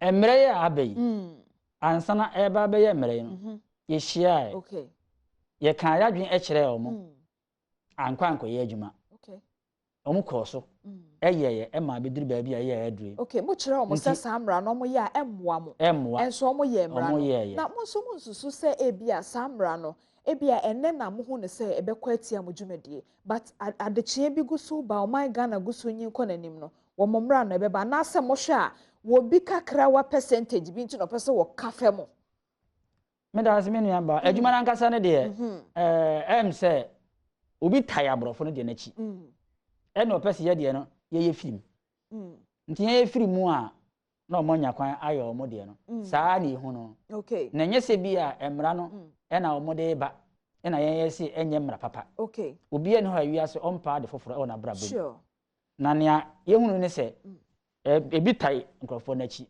ikopim se enhyehyɛ no a ye hyehyɛ ede ama se ene de ba be ye adwuma no ho wo hwɛ mu a wo de no a wo de ba no ya wo de so ma amanfo dada no ye yiwu asi nkyɛn emra ne yiwu asi nkyɛn na ye de obi aba be hye ho sei kasa ye kraban ti se de ye gwantra kwa di kan kasa ye wo kɔ DVL estimate on be mo ne chese ebi afimu no ho 100,000 cars and the ba man. Now 100,000 cars no yeah you should know man according to the registered na kind of okay and amafata akodu ho a register say eno na obetumi afa so na wo ye bibi mpo no a wo de aye kire say 100,000 cars and e ba oh emu 80% no eye ni aye import aye ye fe ni second hand okay ya fa say 20% and ye brand new cars e ton do kurumba fine na car you ko abrochi na say ho na wo ko akoto a ho nya hwe o abrofo no anasa abrochi no se bi sania o ma bia na se mensa wo mu no obi betimi atoka ene otoka na ene na ochina na de che bia na odi kodi nsem hunu bi ne ya pound de esi baabi anasa ya gye esi baabi okay ka de kra en court se free akra ko suoduru mpo mai oh ente ya ka foforo saa ka no ene ekọ bonded warehouse na according to emre ya de be kire se enya de obetumi de saa ka na abaye mamu bi enu bi nso saa ka ne bi nso enu bi nso so saa ebra mu ne ayi owura kyermanten ne mampani ko hia di nkomo no saa de yete ha ye ke wo kan mo nya mena mkyerɛ oh saa e kire se te se cars bi a wakoto ne mo no na wode call ha ba ko na oye broni obenya insurance nti wokɔ park enu bi nso yesema mfa ma se de o kan ye na e bi on se na akronfo bi dikra na ye pam ne ya je firi ne nse ya kosi baabi saa ka ne ye ma mfa ma ne mo manya de ahyeda apem a asɛ no na ye ka definition na nkasa o mo de ma emra na kyerɛ se wo hwɛ bana headline na yes a savage and overage na nso so no wo kɔ ade nim so a enya nso na ye adwuma wom enya no no mpacho wo se de omo emrani mu no omo say salvage and overuse na overage okay enti overage no car ben ye ka kire ne say e overage e wo Ghana hanu say anka overage no according to yen Ghana definition ye de overage no e car e more than 10 years okay and ye overage sa no de sema mo fa ma e camera ne ho na e ho no de nka mo gitum na ho no kura no wantu kakra wo sa ya o ka bi ho na say ya wo bi atwa 10 years ne se fa ma okromu a meba abro bu ha ho ye de cha baba wa eno so ho meni ho ora so wo ba ko na ye de no so ho no pray abro bi ho a what ya pochen ababa wa anti kanu bi sa no so nka the fact say di 10 years no ebi o ha na nimpo mu odin dike ma mo famra na de say no sa ya na ne bon hyeda anya den ne bon hyeda anya den tinka ne ono so hia bibi sa na eno na be so ne botom ene ne asem no na mukodi sankomo we nya me gide seka no kra no ye fa ne say adwuma kakra wo ho a efi de wo pagesi container ene de odi be sinsuo so edru ha de obeyi de babia mo obeteretere no electrical worker wo ho de obeye bibi safo ni nyina nya enwuma nkakra ye ebra mo makraka no enti mukodi sankomo we nyina eche nya se ye kodwo edwa no ye kotoka abakeke but abedu no so kra no e ma safo nyina straighter electrician hwan sprayer obia benya adwuma ye nkakra safo ni nyina mu jae de ba omo so adwuma bo ene na se ene hu ntina ama se ne efom no aseye no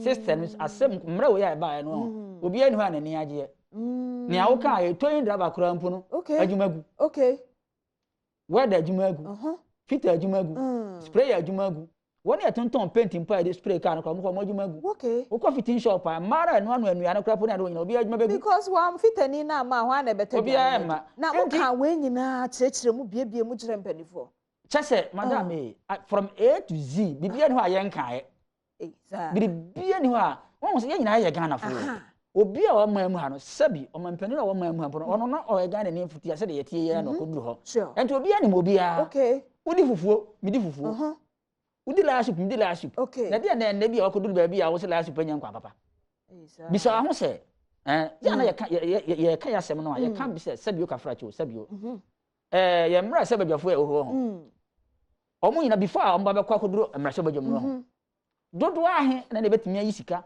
akot say akot Toyota akot V8 ana e brand new pacho mantio na se den ye mra say bajafo e ho sisi e ye mi say omo say ansa mo kokoduru ho no ye omo ko share mra de ma yin say dodo ahe ana ne betimi akot Toyota Gamut akwa sika kakraka ato V8 okay pacho ye mra se bedwani na o fall into that category asembisa no ma a okotena ho ya ye share say yes aka si maybe you know say say me ka kire wo say koto brand new car Chin after brand new car. So unko ye mra sebe dwani nko se na fa brand new car to me to. Okay, so yes simple force so we of one sa. Hwe de. Okay. And wo nua na o wa kurase a wa force na brabo a bi mpo no a ho 20,000 na o de beto dawu matis akwa ne tax bi mpo no. Obabra ma wantumi mpo anya oba mpo bi obetua half ne ma na bi a 6 months no betua na half no. Wo se sa dawu matis no ayo over age man fa ma bi. Enti se bere ba do du amasa so aba me ncha be ka kire me se me nua san so to aba ma me na next time san so nkonkoto escalate na me mfa wonko bi na wa kasa de a wo ye ha okay akoye enkomodi e course wo careful one more crashing ba ene trade minister ra ala Kojo Chamaten na fe omampani entem na medika bisa wo se yehye nkomo na se no bisa wo se wo gidi se de o kan se mo hwe nanim kakra no e bia na enkomodie bi na enhyeda entoto yi but wa ma ya te ase se we no kura sa ayi kasi ho emra no act 2015 die wo mo antie mu no masakra mu na fofora ba na ayi act 2020 ye be ye juma November enti mo se de ni da so sa se wo mbetie mu but on a more serious note no ewo mu se bia na se de ye keka na se ye hwe ye de yensa ye mfato ho a no kwasam nye obia na betumi ato brand new car but anka bi nso a nhyehyɛ no nkomodie na ankon so se ene mu njai sa de apem kakra de ayera kakra de ayese kakra na mokɔ a monfa mo no enso mra ne nipa kakra bi na ebetumi ato ye traffic kra do so ka wo man mu kra do sa nkomo ne so amem nkomo na ye dina akɔ se adanko na dada ado yi eno hwan na dada hwan no empenifo na dada yi empenifo na ya danko ona mo dada yi ona mo dada card importers no mo ya ye ka kire wo se wa ye mra na wi o be ya ni ya kan bi kire o okay wanti wa ye wo ye wi no so ye hu se abcd awom na de ya ka kire wo se sa certificate of conformance na na ebe clean title no ebe se adman na yifiri ho me ka sama bo 35% increment na wo de abeto ka no so amaka duty no bo aba kese no ene so no yifiri ho na emo adwuma na ye kan no na mutua sen percentage na ye se 5% 10% and 20% according to engine kese ene he ho ma wutua and for example na ye kese ye 20% ene ye man ne so na ye de 35 enti de na nka ye 5 ne 10 ne ade na no so percentage na ko ja ye nyina be nyina 35% from 5 to 35 enti me ma infantu mu bi se se bia dawu matters no nketwe yi se na wutua 13,500 se se ne eba be double according to senior custom for no amushi CIF no ene de work no na dollar so e kosoro na bi so e kosoro and se no de na we wutua 13,500 e bia Toyota Corolla ho no wo ba betua 26,000 and over nti se wo ba na meton Toyota Corolla 2010 e de ma 45,000 next time mo ba so we be se bia 55,000 na de ba 45,000 for no bo sui e na na wa ba me de be mo 55,000 what am I say and we say ne se ye adwuma no emfanto wa me de mo ama obi ati ase ama de ne se so de mra bi ba na so ogu pese ogu obi adwuma na de kwati kwan bi ana se nyansa kwan bi na de nam so ya de ba na mbe kire wi ti se abaya ya betum 2020 wo ho ya me ati ase selector commission fo na omkuta bibia ya omo ye omo na omo se yenkoto ani ye koto yenye si ya ni yesi selector commission de mra bi be ne so de koto mra se bedwem na omo obo ho na mra na de ba no se ebe ye adwuma na se kire betumi ana adwuma betumi adi ne se aba ya beto no mami afiu no vote be free Ashanti region aba nyina na ye mfa nka ho vote be free voter region aba nyina no ye mfa nka ho 14 regions na aka no pe aba ene de be ka ho be kan ti wo abenya dodo no ene be declare say wo ye omampani si ade sa mra we koto mra se be dwana se ye pass ana se be pese ye pass ya ne ade ba na ka so omampani mfa ne sense so onye ye wura mahama onye ntum ade ntra because o mienu ahunu se hana anye ya ha be ye ya ma se ye yisa ne mane firi ma obi ani ho a o da ache okay e ba bato no okay and se wo de sa mra wo be hye kaafo adwuma mu se we na wo mu ho ya adwuma no e na watwa adwuma ni ti no biribia ni ho ya kire wo se we ne de o ka se November 1 no e na savage ni ade na ade ne be hyase ne savage is na one my proper definition one distinguishing here am ye ho ne de e koi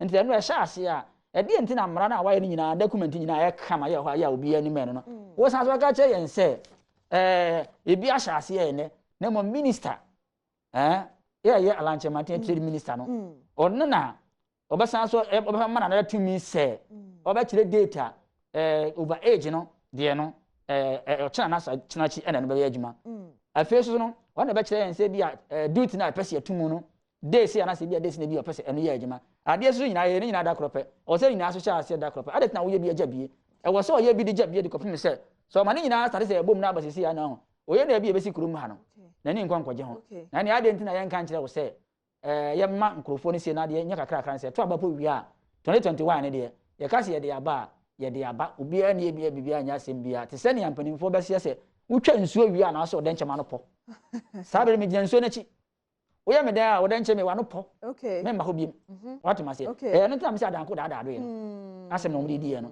enti we so on se ana mdi ka ye nyina ye Ghana fo se wo se anamon bia se so obi hunu a no ka kire wa oni ne wa ye no so obetimi aye saa enti woni ade na mon ye ne obetimi aboa ye ya ka yen se mu nyina kire ye se mu nyi saa ne ma we se mfa mfiri ho ne ho ntoye wo adwuma ye yim chenchenchi a ye ko ni trade minister ko din komo empre nan so ankosi yaga ana ota mesin no de nyina ko gina mampanyin nim ye ko mampanyin so animu a de mampanyin de minister ne ye kan wo de mu no eno ana ye ko ye papa so san ko kan se ebe ya wo de mu nsan so na mu nkosi nkonwa na mu bobo hu wi a de be sie no mo mfamra na se betum de akọ na se badwem na se sesam a ne ya sesam abrade so so aye kan so ya kan nyina a kire wo wudi ni nyina enti wo ka chese ye mra mesen ko kan biem ye ko kan ni sen biem ma ade aba be ye be ka ya so me ba cho me ye be ka ye so a ye be do trade minister so no ni papa na kan se de ne ye kan na ye nsie no ya ye ko ye no eno na asan be repeat ho so a o si ye nko nti wei ene gidie na ye be san so anya biem se ni da so wo ho china na so china china ede so ni ba bia ene da so edi ba bia enti se de me di kan kan nipa on be share o madwuma e okurum ha no ene ya ho kire de be pnim dia bre ye no ene ne ye pese e be ba biem ye mfa ne se nipa be se be 5 million po ene didi wo sa adwuma ya me kan ho asema sa nkrofo nyina adwuma e ba be se na wadwuma se okurum ha umbe ya yero ho sanse adwuma se ye e ya de papa anka mampanini sanka ba bia wo se se ya betuma ka se bia anka adwuma bi no ye na se bia se on ko retirement anka retirement mo retirement ko da ya otifie ko wadwene no ani se anka mpamini yo ye se for more for nana sade ye be ya woni ya no for more for nana no betuma anya omajuma akutam nti na omo kan sa me boa na wo bo adwuma ho ban wo wo de o se obi de ne de nse na wasa abra bo sister well ebra sankita hodie we course no na bedwam afisem na ye ni hobi but ye pese ye hu se yen so ye de ya no tumu bia sen ye be kan no sen ye be ya ye benyamu entiase no ntina owura Clifford anso e wo menche ye di kan ne president the Market Dealers Association atwetwe enkomo dada na ye ne ono so enete bia na afi na waso TV na wo hwa Adom TV a enkomo a ye die efasa ensensem yi eho na ye sanso hwe ne sei enkomodie no amone trade minister ediye no amasa akohia president kra no bibia so amamu se modie ankama se cars na amokraba no ebia mutimi kra cars no 10 na ye pese yenye de eyemo no kra wo manyimu nti na enye mo amokra no so mu dodo na betimi akra emonaba na wo mo eton so enye obia na betimi akra obetimi ato emono nti se bia mode edu ne ba afi bia na asebosome bia monchem na mofa famra sa eno so ankoso eno an se November 1 bibia ni ho ba enti na me de kan ye di ko me ka se we na kwaya bibi ti se wo de memfa bi mabiem na ma ye ma abrofo no nye because o memfa ni ka kasa na kan sem bi se emre na duru se o man ye nyina yitim nya self reliance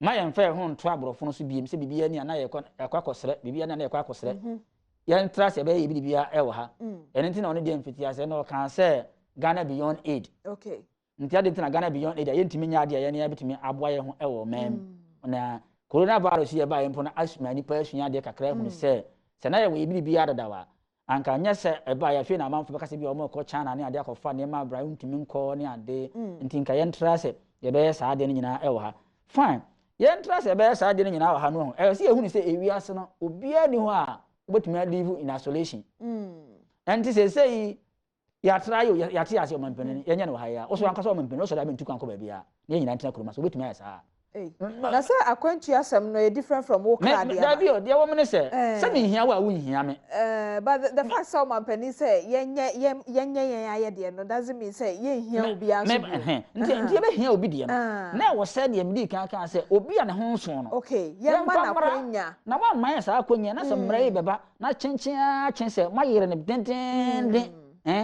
den den amayera ma hu ni se ade na amudi bedi ye ne enye ntino na ochina omuni we nkodi nkomo ochi ade chi amudi we nkodi nkomo sade ye be ya ye de to time na ka se de na so de na me pese wo si studio eyi anoma me ne se mo nkomodie mu no so entiase bia anya dwuma se dodo a mokraba no se ye pese ye yem no wa ha nti ma mo fa saa dodo no mabio sankomo no so enye sankomo bia ne ho epiem eno an se mo njae sankomo ne bia emra ye ne da ho sankomo ne bia empiem okay na ade no so se wo kasa sabi ka fa ni kwa se wo kasa outside emra no e wo se wo fa emra na se mo no na wa ka se ma e wo mu no ne ebisa wa che sa na wo ka ye no eno an wo ha nya me na me twero yo wo ni se no ya na wo twero ye sa ne ya ne kan nti bia ne ho epiem nti na ye hu ni se na fufuro no so a wo mo be ye no man mu ha no nkitahodie no negotiation no eno so anko se okay ye TMM mu no ye kwa abrochira ye nya de ne bo fom a ye beso ye manfo so obi a hwe ne nsa na ahwe ne botom na akoto de beso ne so enti sa mo se ma ye nkofa ma bi odi a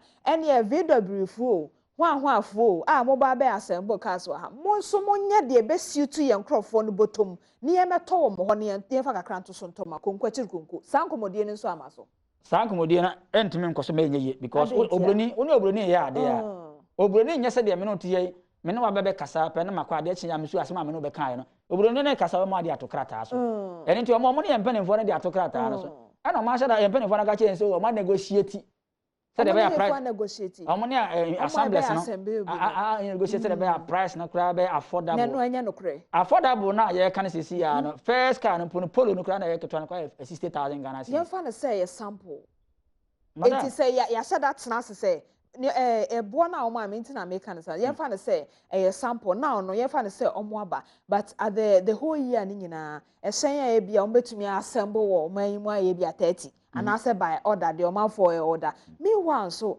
pe kontabuo na woni mi bu ni che say cars abedu o man mu a enokra ya register no 100,000 which means say Montimi meet 100,000 standard no kra enye 80,000 e wo man ni but only be say me pacho me ba o say mo yes aye 80,000 amaye ya na ye nkwama no ne nkonko fam mabie odi a ene mo hwe bo no so na mo hwe oman na amaba mu no se de ye botom tie na mo nyema eno so sankomo na amaso sankomo no wo ko na wo ko kan omo mfa nya djuma ehefo empenifo no kwanya dem do ya djuma because omo ni oru ala nchamante omo mfa nya djuma de ti omo mfa nya djuma no se aye policy a ye di kan a draft ya mo na trade for na draft ya mo ehu bibia mo ne mo aborofo no ahyehye sa ahyehye na wie entinya afe na wo di asefo fura kwa kwahye mu se ye nye ne sei ema ne mo de ye hunu na wo ye de ama ye wo ha ne ye se ne de ye mpe na bituma se adwuma nti e be ya sade wo be kan we o wo nkan we o ene one onkrofo no kokan no but yiwe se film na ye nye adwuma na wo ma ade ba ko so esan so wa ade no ye se aborofo no e ba be ye cars e wo ha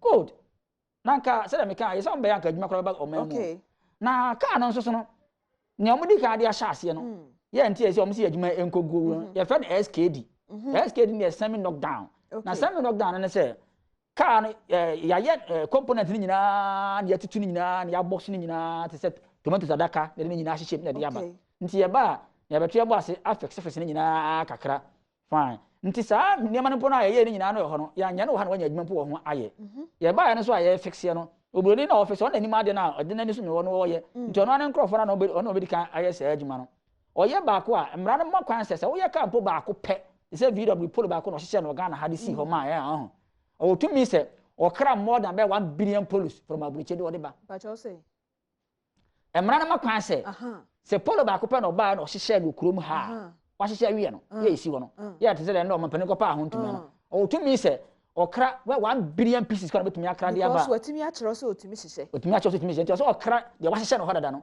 ya mranim e wa hihye mra no bebebe ene tese no chese ono o se wa fo ne kuro mufo ama ma ye adwuma no wo ho ama tu o mo ka nyina wie no no no import ni ya no de nyina ba enti adwuma no kasa na importation ena nkofo ne ba be ye okay enti ye fa na se eye de ya assembly ne be ye wa ha ye manufacture e wa ha enti emfedie na ye de manufacture no wo mkrom but se eba na se ye se emra no ye na ye ya aban no ya hye ye mra no ebe ye adwuma enti ye hwa ma modi so a ene ye se de mampani sa ka se mo be se sinkunya bia o rural anchemanten so ahye mo bo se one mo be se hye bio no enkomodie no se ba se mo hye bio mo betumi adi nkomo no se ene ye sa de a ye brothers ni ye sisters yanka ehyen ya ba abedui omo be ye ho anwuma kakran ene abrofo no nye omo nkrofo so no omo de omo be ba abeye womo fa ye nkrofo no omo nye na afenso womo ya womo nye no de so ye botom ba cho sankonyasie na no so ntimi nya adwuma me da se sankomodi we no kan nyina na ho modi kaka cho se ho ne de esi so ben nsuo hu a e na ate se koto ebowa okay wo akira wo nti o ade ne ya ben ho de o ma ken sabi o ma mpeni na so ye de o ma mu ha de ba bi kase o na akona koduro na se de o mu ye ka kire ho wi ahi bi na woko ehi bi me na woko bi ti se de me ken wo ho menim ka ho adwuma bia enti fa nse bia madwen na me kire se Ghana ni e beboa ye Ghana fo but e yade a mu albetopono so mama bobo ho ne ye kire mo se munyi ntonten wo pagya sankomo wi kra na ye ni enkomo no ko pagya sankomo wi a ye be brahye ato ncha na ye ni de nti ama ye ni ne se ho na enkodi sankomo na so ko ni bi na se daachi ama so aka kire se nura wa nka no kra nkire me enti ye ni wati ase enti ade ne de oburoni ne ka na ono ye se oba abeye no sene ya ne na hyehye ye se omeye no eno a na ono oba abeye ye so mra na omo se de ama se mo se ye ni so no ne sa na omo se ye ni so ne ye ni so ye de ne ye se de ne di so no a ye emwa ye enti ke be ya e open market oburoni ne me ne ka wo no customers a onton mo ja yen yeso ye cars na ye de ba no ne amo se ensu afa na eja hye no ene ade nya ade obi ade bi ba so wo so obi de bi aba sizi na ne aka no ye mfa ya de mfa mra de kama no ye de ba yeso ye meton ya de ene ye se obi ba na o se o we na metimi ato na wato we na metimi ato na wato obi ba na so se obroni ka no pa sabi se ye okro mai ye kra ye so ka ha na different bu chire bai amanfo ko sabi total gamot nya ko to ka meboa omo ko to ka alright enso omo ko ne se meme de ne si omo ko to ne de no de ne ho so ya ne konko do ya na ko ko to obi sizi ne za obe o video bru ha ba ya wa de obi nka se meme ye o nya policy na wo de ba na obi se anye o ye wa de mo ma me so mi nyae me de ne ye na ma no aduane mo me okay we ye nkomo aye de wo Adom TV afisam so na eti ye be ma akwanya ho na so afra bia na wo so crash ana se wo te sa adwumade ya se na akoye se so shefa nso ye muwanti ye be bo modin asenka ye nya owura ala chemate anankaja wono so akirem se ye koye no sei na etie na ye nya anu de wo ho ye be ma akwanya na wo so afra na wo de wadwenkire aba beboa sa adwumade na ye hu se na no ye kan ye se akura se waka nso onwe ye ne ye se ya hyemra no nanso ye hwe mra na ya hye na se what mamufu a because ni penti ne ye hye mra what ya say ene ye sankotwa U10 ana se da bi te na ye nte ye ho ase enwie ye ebi kura na number na be friend no ho je number na ansa na misa owura ansu baako ansa na wonso abem wo number na wo friend no ni 0302211701 0302211702 0302211703 0202211704 egu screen so frena ye ni nkomo wadwuma ya abo wo ho ana senti ase e na enhyeda enye adwuma owura anso besere ya da mi producer na ejije na mi bia na ye fa ne say ahye dodo e wo garage ahodo wo Ghana ha no ho say ye say efi November bosum ye dikan no mo bia nkra ehyen bia mu ma fi say ye di Ghana de na ya nom Ghana de na ye di Ghana de di dwuma ye fa ne say ebi efi sa November na de kosi November bio nyame kye ye nkwa e wo 2020 mu no na nka 2021 no me da say na nka sa ahyen no nyina no muntimi nton ye wo bre nso a mo hwe se ne mo ba ba asembo mo de ye de na ekọ no mo nyama ye na ye meto wo mo ho obi meto wo mo apart from the obe order ne de what I say bibisa ye ndi kan fa Kingsley ba mpacho e ba na ya hwe we so hello Kingsley hello Kingsley pacho mache pacho morning good morning morning pacho ufre fi he pacho we fi Akan media yo ye chia media for pacho ye ni nkomo e me pacho the secretary maker no eno de no because I was so bia to me there. Okay. So broni ne ya ne dia o ya ne dia. Wa obeti makoton sika so na do pakoton. Wa koto na de o kra ne dia so aba no. Ja no no nya den. O kra ne dia no so mbra because ye tell my ye na ye ni say. Enyo bia na wo sika I'll be Toyota brand new, and I say Mercedes brand new. Yeah, cry young for young age people. I think you started by better got a car 1 billion. Okay, Kingsley. Kingsley also this adwuma bi wo ho. We adwuma Okay, Matuase Kingsley. Mpacho yedase. Na yemfa Alasan. So hello Alasan.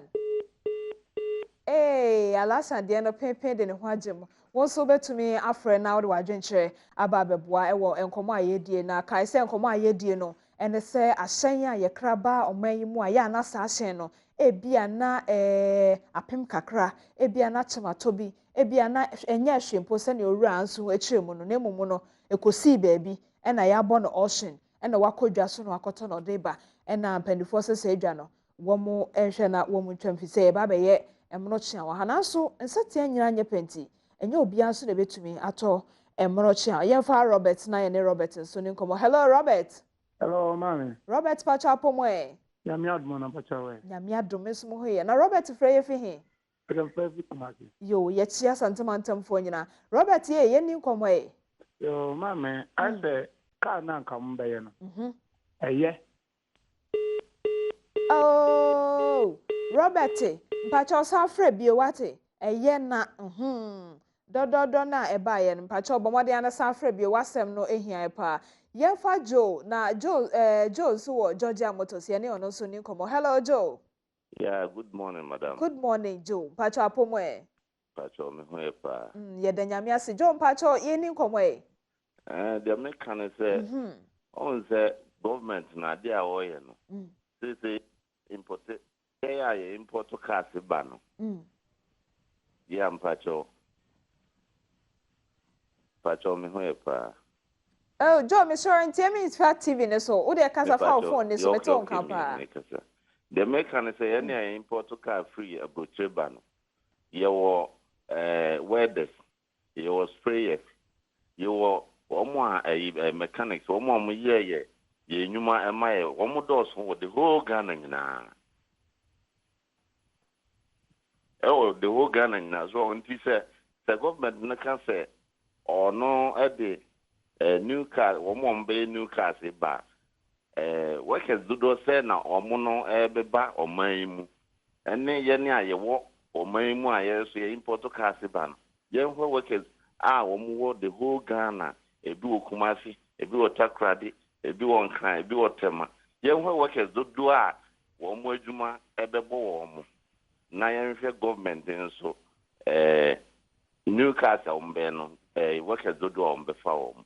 Ni nyina ye hu de bebo omo. Okay, Joe, yenso yeda say na yenkota kwa na yemfa yenu abeme. Hello. Hello, good morning, madam. Good morning, Pacha Apomoe. Namnadumo, Pacha Oswe. Nyame adom meso me ho ye pa. Na takafo nso ho te say. Oh, takwa obia ho ye. Ye da nyame ase. Enti yenkoma ayedie fa achefa bre. Yo, me de kakra me kan say. Because o so wo hwe Ghana hanoma. Ye to Sarkas Yamokrabe, your Dawson, Omomuska Kotoka, our store. So it is a Obey W Cassia, even though Shagana Numpa, the Dwana, the tree, Toyota Cass, BW Pononichino, who say, never be a style. So it is a Omoma, the Franas in Nano, it's Toyota Cassino. Because my name is Sika Koto Twitter, this is Sika Koto Bindabuwa. In a bit to make you be on what on that's Rabino said the Omo Canada Assembly for almost car dealers now, almost some Omokano, almost engine to not Sabi Omo Crabana, the Omo Berry Nano, in a issue of Ghana, not as you remember. Yeah, many abema yeda se na yen kwada brakane of Kingsley. So hello Kingsley. Yeah, good morning. Good morning, Apomwe. Nyame adom ho ye na monso ye. Nyame adom yenso ye ho ye. Kingsley fa nso chafa bre. Anope die. Secretary wa highlight wa my wa highlight here pa. Na mpacho mpesi bisa. Ghana ye nyina entry GW ana. That's your questionable. And secondly, me say me pe Chevy Cruise. Consumption here 1.4. Okay.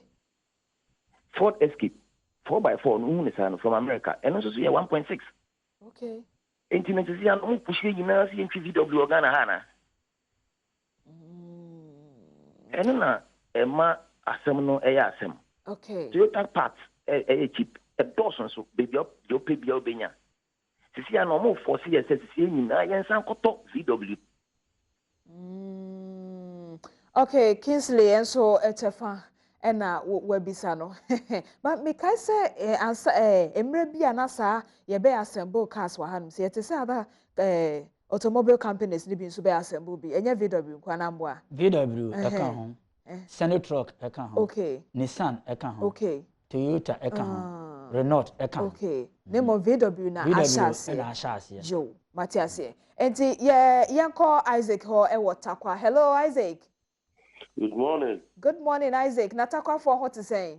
Namana me ho ye pa. Yedenya me ase adom enso me ho ye. Na Isaac ye nkomo yi takwa for mo so mo import bi ho mo mpa VW.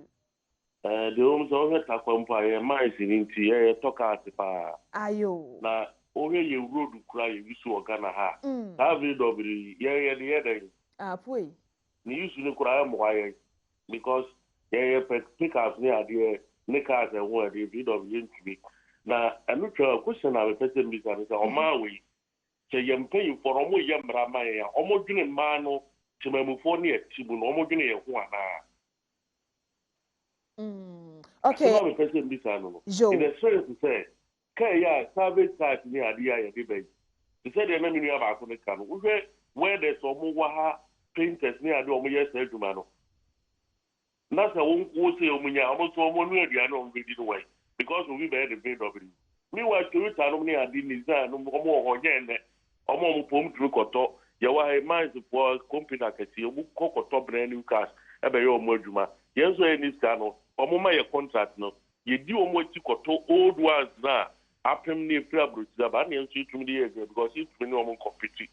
Now, if we ain't Koto VW, how can we work? Am I paying for Mr. Omonye why? Okay, Isaac so the defeat akwa ebaye no yeda se mesro meto nkraba sisia na tweme nkrato no chi no ranso egusu awa ha yebeto aye nkomo twetwe ne so nte me ba sisia.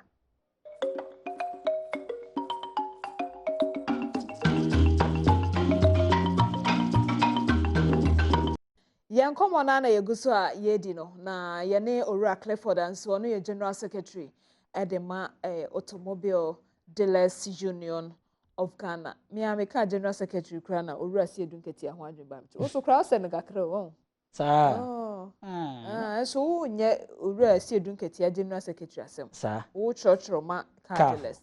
Ya ti ase ye da se enti yemfa ensem mienu enwie yenkomo ayedi. De edi kan ye bisa se obi wo amanone a wo toto se mokodwa na mo toto me aye no maboa no na mo de asituo so na aba. Se obi niema a eba no entumi a medu ansa na sa November 1 no edu so a sa ne niema no ono de na eba dadanti ye be ma na yi na se no so emrawe no emrawe aye ne ka ya ka che se na no custom for mpanimfo eba TBC no mo kire emu ma yete ase se wo niema ne beduru kurum ha na se eye 30th October there wotimi yi na de chi ni ya 1st November no se ye adwuma de a ene ya wo ka ne de se savage ka na de aba na ka wasi wotimi ade abit immigration a immigration virtual enye adwuma yafa ene se mo so mo suspend mo orders ni ade o wa hu se obu ho ana owo no ho atese de wo kan fe na o toto de aba yare ye ba ya border united to minti ama sa how be aba niam nyuma be so za oni pa akono se no ne dwadie ni ade de o ta etese wo ja so hwe na ontumi mfa meduru de a na so de ba de a ene asemato na aye na mo de ba etimi di be sen wo ensa na bedu ahun say America no na ade na it depend ship a wo be fa obi wo betimi anya bi a be se bi a 14 days Europe no for example obi so bi otonya bi a be se bi a 1 month depend on bi a wo furu ade ba South Korea bi otonya bi a be se 3 months asan 90 days it is 90 days for no bi se so mo ya hwe I say we are sure because is that the mechanic na bia na ne awo fa na wa oba fa mia ba bebebe enti we beduru ha no na awe na nka first so de anka delay po na beduru ha ene se ode oba but say de delay na se ode beduru ha emra na de aba o ma no ebedu ne sa na ebekọ he ya fa ma wo na emra we wa ebekọ he ni otim wa je afiri wonsem eno ye hefo na nia o ka se mmara no ye ma ne nkọ nachi because yes ye mpe ye ma ne nkọ nachi but obi beje wa ha okay enti ora nso ne kan ono no de ka ho dwuma no aka happy birthday nkoma Reginald Prosper wete ewo Fidelity Bank Osu branch we fi Presla ho happy birthday kese enko ema ye nkoma ye na ye mo ye nkoma no tofa sei se koba ne se ye behia mo ye nhia mo ne ya ka no ya ye ne mra akọ parliament se samra no obi edi so kraka aba wo na bedu a wo penti o wo ye ho electrical work o de benyo ye twam se ye be ye emono chia wa ha mpacha o de na mbe ye ne ye be ye nyina ne se ye de ye se be demonstration na demonstration se ye nyimfiri adwenem ene ye nyisu mfiri akwan ye begu so na ye demonstration no kopim time a emra na betimi aye adwuma san se emra ye ma nipa nye nipa na ye emra na ma wadi ase na sa den se be ha ye ne se ye mpene ye be ha ye ne a wo se mu gitum na won awere ho se mba ko ya e wo sade aye nkrofo ka ya omode ba yi a omo no mo ye na omo kuro ma so omode beton we ha ma yen ye ne hunti omo betua duty bia yi policy no estimate say enfia mi ensam ntam no o ma na be hwere sika 802,251,785 Ghana cedis free eno ye VW for no kwa de no ana say all the automobile companies some be start omo de no good sika o ma na be hwere ni o ma na be hwere ni because enya de a omo tua de omo ntua even kit na nema omo be de ade nyina pon omo de ba omo ntua de de no de nka mo de ba e masika ya ne na se ye no hunti eno hunti ya se sika we no a ye de che oburo ni free no ya na omo ka kire wo se ya increase wo de no from 5% to 5% na wo tua ma oburo ni na bisa ho se si ya se me na me tua me 5% I was me go to 35% emfa ma oburo ni na wo de so we ache ni free no Peter for America na ba na komunya ho adwuma aye towing drivers abo akoto car de aba drivers on drive from Temade abreme sprayers on be ho adwuma ma me electrician for be ho adwuma ma me any fitting shop on be ho adwuma nyina ma me no ya san kofo nyina adwuma e ba be bo mo no yes ka we say so man e hwere no hwan kasa na we beneficiary e wasade aye okay enti ye nyina ye mu asasem yi emfa but on a more serious note no esanse suhyefa ye mu enti ye bomode as trade minister ye nya no de but da bi ebenya no ye be ma ono so ayi ne ho ano se ekosi sen na se ne asempa kora na wo be kwa kochire mu ane ehu se de enkomo no eko happy birthday enkoma Stephen Sean bribe wo Mariners Club Tema Ports we Juliet and this happy birthday na champion Ike wants a happy birthday kese enkoma wonso awudi wa woda na bia no happy birthday enkoma orazu ye boy enkomo no epo na asoso assemtia wo ka kire mu amokra hyen ba wo ka bia kire omampani adodanko akufu ade oma amkohia no so okobi me obetem me akwajo kire manten ne na no mkohia wo chiro yes secretary mpacho bonde po ne enso ye de yasem a ye ka kire omampani ne nyina ne se bi se wo na oma ne ade ewu fie a na ho ba ye nka ngire wo ma ne se wo ma nkonko da abonte na ho mefa dan no ndem ye ne ye ne ma ye ne ye Ghana fo ye ne ye adwuma bepem sa amiri eni so o create opportunity e de ama assemblies a on keti mo but ye adwuma ne de ma wo mfa ne sanka mo ngu no enhye ne ne aka na apem a eja hye na ensu afa no na ase me mfa ma ne de obi apo mfa ma ye de no be na ha le keke ma emra ne se savage and then over age but ne no so na e wo mra no enti eno no mo de nya de obi are ka tantan bia sa be ba o men na mo de ba no e kama no a ye nuane ma obi o hatumi to bia no me ya ka che se ya se ma ina ya ka ne se so obi de ka ba na se e wo sa condition no na nya on sisi no nya ye ne ye aduma na obi a ho nto se de me no mi no se obi wo na se no sika no entimi nso 60,000 na se sika betimi ato 20,000 na wa no ya sem tie pacho empenisi asempetia enti ye de enkomo no esi hanum se ye de na menyam de no ne de Cardless Union of Ghana womo eka ho asem ye ne president the Cardless Association of Ghana enso acheche nkomo wo sasem yi ehon ti wonso frɛ ye de wadwenkyerɛ eba ne nyina mpanifo hwɛ Adom TV bedwam dwumadi afisem ti omo ate megide sɛ anamonto foforo nso ebepiem aba na sekese ena owura ne owura yere emoskofie edema obi bia obeboa ye ma wo mayefro na no memenenda no etumi eba so wakyede wo mpaebo obi bia wo mo se omo dawase reverend wonso wone wo hokafo memamo awarepa nyame ntobosupangu so na ware mu ne pa nyina so bi nya mo chefa amen ebusia ha na brema kwama enne afofide ye founders day no efisem komo twetwe no mede AC me so ama na asɛ ampofo agyi enso ne na bedwafo atena se na wo mode mpensempensemu abro ɔman hene kwabena santempa chomachi o efia mankwa atamakro anti doctor maame doctors anti despacho onso me mo ache oranso pacho me dase ene ombre nyame nhyamo enti dia ka bia nso penifo ne musinko nyamoma yente na e ma hwefo nso ehu de ekoso ye dase pi me de maame Tra Diamond ebusia me mo ache e dase.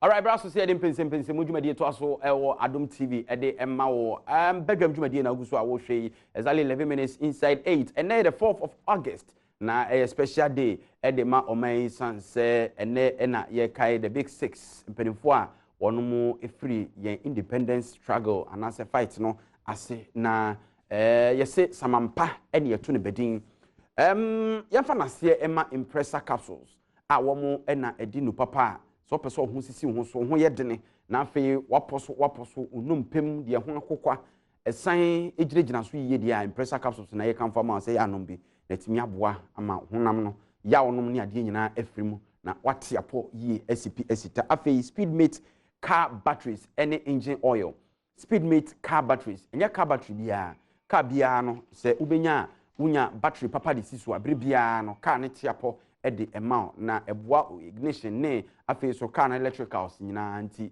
battery papa ya bo kirahwe se ne eboa Ghana ha cars akese ne nketo nyina no speedmate batteries na Erata Motors for na kwakofa ba omusa engine oil speedmate engine oil okọ Erata Motors akache ewo East Legon owura hia se owura East Legon no na so mo nifa so mo ton cars o na echi no omo workshop na service center car engine oil na person se san the speedmate engine oil ni best sama batteries ni so hwe chi akwan ne wa person tu bi twon na ton back me afa na ba bia okoto battery keke kase ope speedmate batteries afei ne kwakra no Rehoboth properties a won sa se ni adan a chese ho asem ka no enye den kra enkrata ebibia wo so amanso bi ani ho a obetimi atobie enne anope mene Fred Agbenyo National Deputy Director in charge of International Affairs Emma NDC na Honorable Andrew Ejapa Mesa Bobo secondly Masebedwari Bobo good morning Mbe apo number ko de Dumaroka waso me ho ye pa wa ko constituency na sen nya be free ho moko Friday na maba Sunday registration na ko say okay papa expectations and then for so more SCD target ni ade ho no nipa o reso be register mo register I want the ECY exceed the target na in another breath so political party be see issue or suppress voter registration because two no to sit in the same sentence because suppress voter the expectation will be that target no achieve but if I exceed the target no nationwide such a top 10 constituencies register bibria. One is in fact the topmost is in the region where the allegation of voter suppression is taking place. So all of us to here. All right, you better hear dinkomo no. Fred, good morning. Good morning. This year I check papa. That's where you mama. In your mind. Say oh yeah submarine. That ahode o. Nyamena dom ye ho ye pa bia ba. Monitoring of the process no because you are 2 days away from say ye be ending. As that the be me rade. Me say yentime nkan se nyina ekopepe de we aka ye pe no. Dodo na ebi koyi. Ebi nso de ne bone e fa so no na ebro so. The excesses were too much in a few of the places. But on the whole, you bet me I can see and say the NTA be nyina hwe nim sanka yentime nya very free and fair registration exercise no say this is not the first time I hear said way. Ya bia ma na che. Enti anka registration e di tro de anka ye den. Enu nti ni ba be hwe ne nkwa. Enu nti ye be bu ne pa ye be pre ne pa ye be twi tuo ene sanyama nyama ne nyina. But unfortunately, I think the way na ye peno. All right, since o party na making a lot of allegations and accusations no come. I mean starting free ho especially from regional who free mu say aban no boapa yisu military ni ade dey intimidate mo ne ho keka me ara me mpese tribal politics na ade a ye be de anioma bia e be piepia no de but yenhwe the truth in it ne ene defense minister e de aba wa minua sebi etune ho ye boy ni ontimi bo nchan sure say because na nya obehia say empan kai say we cause enye na so say my enye tribal I don't even know what they call tribal politics. Reality is that obi eti Ghana hanyina you want to be very fair minded and very objective. Can see that there's a deliberate attempt to suppress a particular section of the society as far as this race is concerned. Now, any voter in Kwanesi, you can copy all the way to Banda.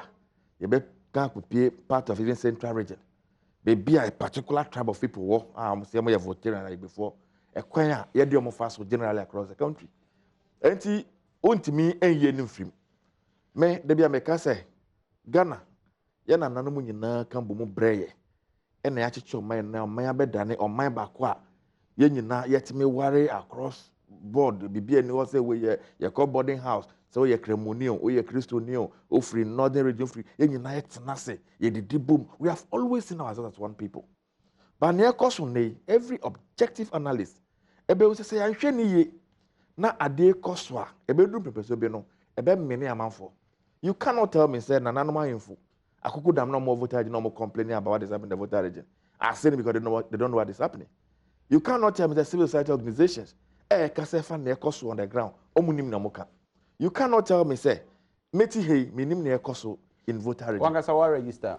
My register, me say name my register, me crew maybe I me obi preventive wana bibi etisa just because we votarian.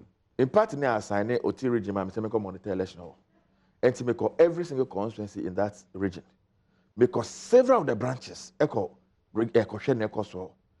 in one particular area, Meka Adeka Unkwanta Basa. So me tell you see and they recorded, they even have the videos over there. So you could do it. Now you hold this your community or name MPP guys in now. You be do ki money show anymore. You nimu ye to go ni pie. You niem pene ye ma register. And you can see the be. Sabi omen omra na edi etwa. Omra ne say MC no free chrome ankasa na say ye hoho ne de na ba ho. This year or me name say I'm sure say it's on your this year why me for this intervention. I don't know, but I want to believe say it's from that place.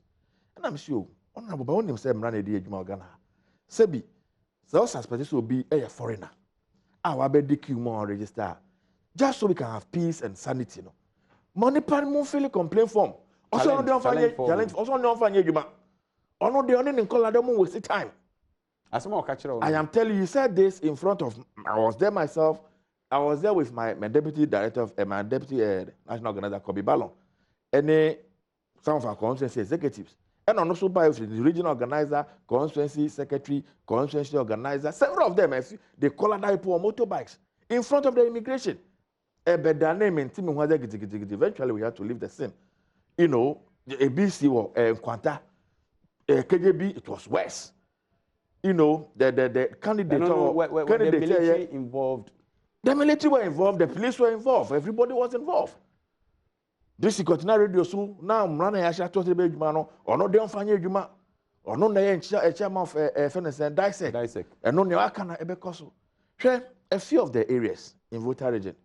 To the extent say a soldier for et me boura obifi. A run the kitchen, call the bedroom. Say ya, they say. Who the Togo for that see all them ho. There were instances, even you can go and pick Ghanaian Times of yesterday. Say page 2. Was you read the whole account. And I'll be say. But NROT defense minister.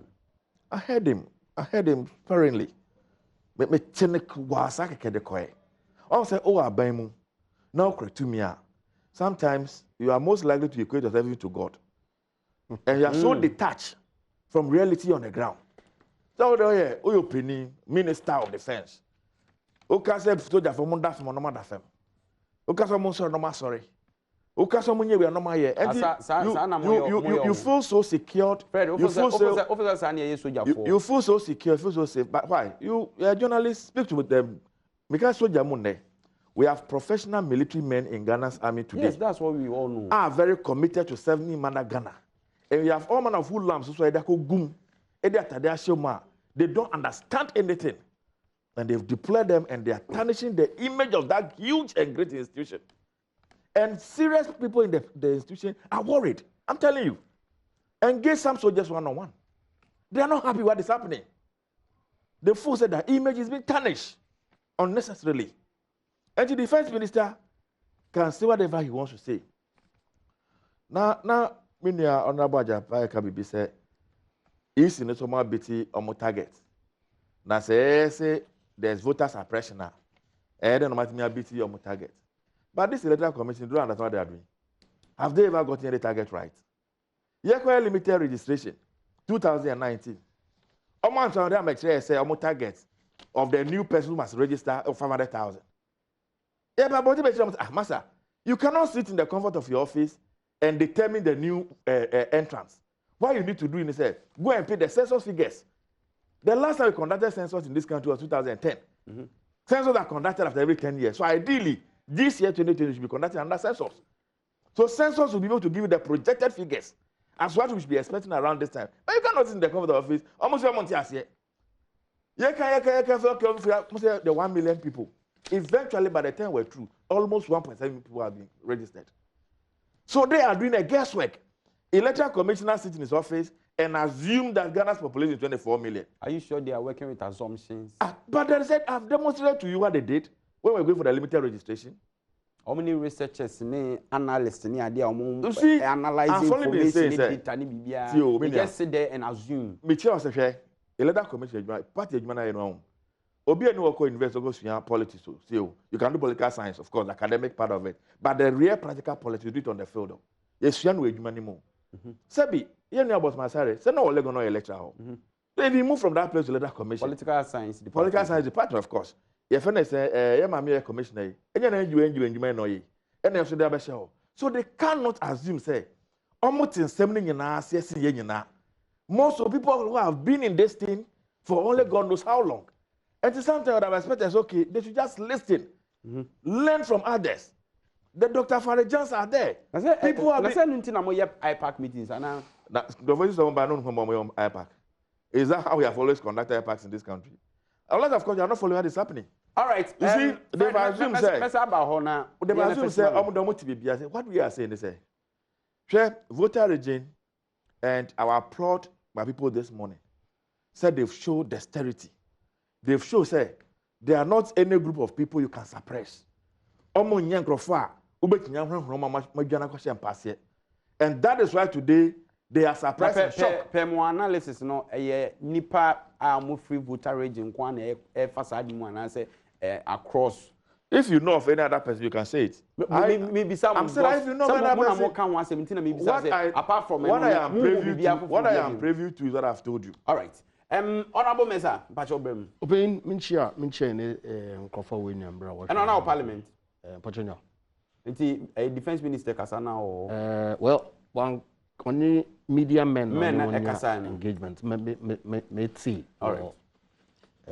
Some of the press houses now, of course, marking can or internet so. The Ecoso name Komoyana and Yamwani will say beer. Moa Bemuna, Yadisasu, Bomb, beer, ye build a nation together. I say, pay the NDC can move person just for elections. Now, NDC from Obakan is gospel. David. And to Kromahama Padisi, Wakacha and the who black a crack of white. You also know from and now, Baba Jama, but this is a tax credit term. Oh, do tell that don't go from a tax credit term. I see the. Just allow. Share one posture right from the beginning of the announcement. There be a new voters register. Keep shifting the goalpost at every point in time. Biano, one threat mayhem, chaos for registration centers. The registration will never happen over our dead bodies. God forbid, God forbid, God forbid. If we allow this registration, Mabado. Listen to them. voter suppression, discrimination. Are they factual? It is important that you are challenged there. Look, assertions say make tribal introduction edreba yen body politic me. Provide proof. But it's not so. NDC for Fred Agbayo ono okejina registration center. Ma district chief executive or prevent Nkofo from carrying out a certain activity on record.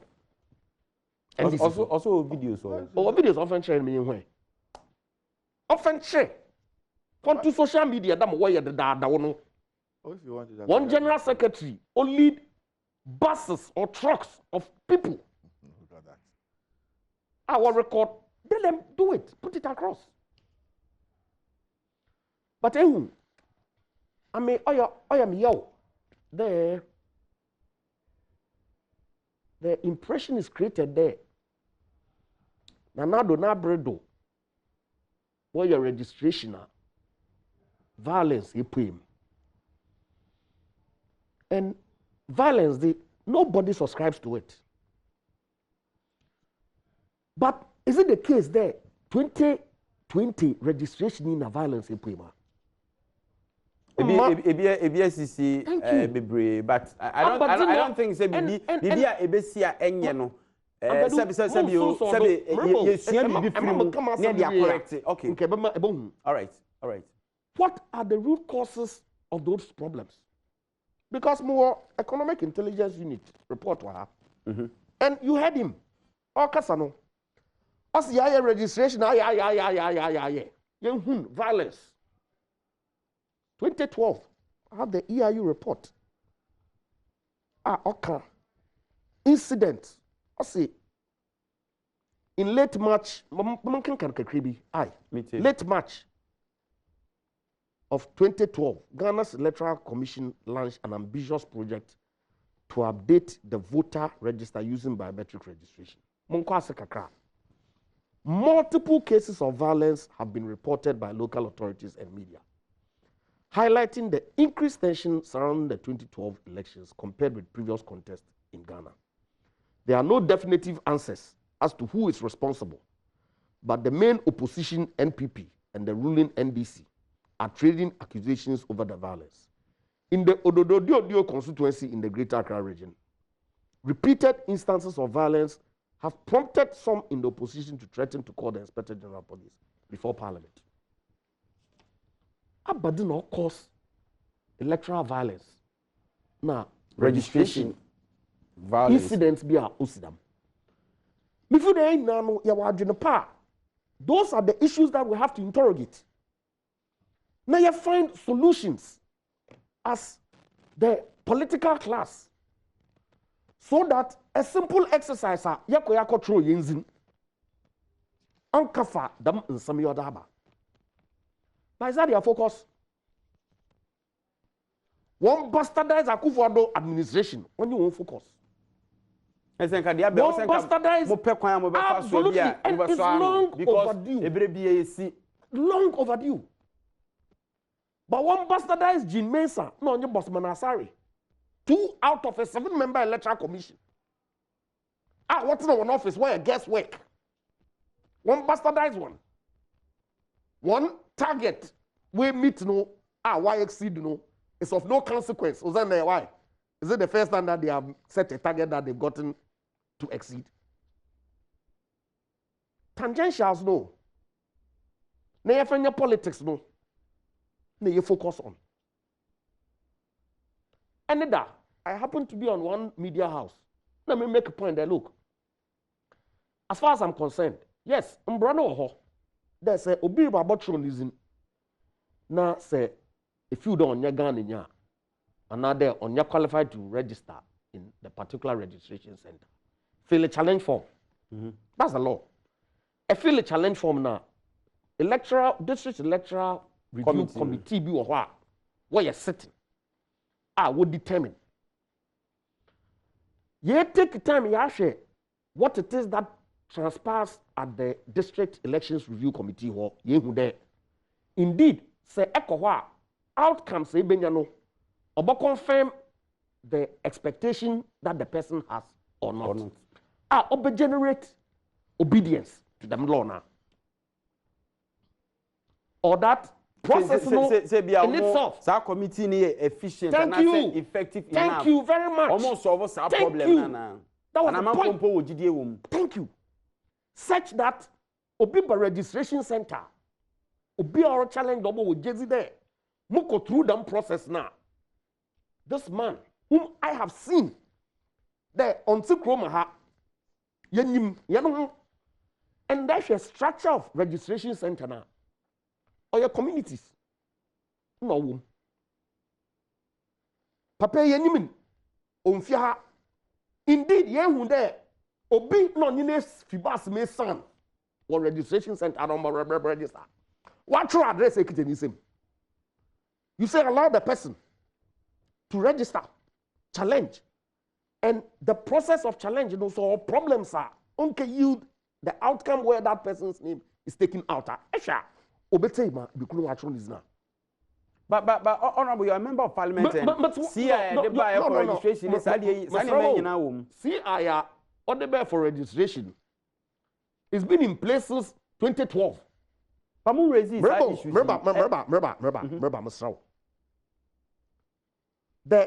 2012 registration, of course, you may say that, of course, I made mini parliament at the time, but that's irrelevant. I'm saying that the amendment to the CI 126, was only relative to the ID requirements. On another parliament at the time that I was there.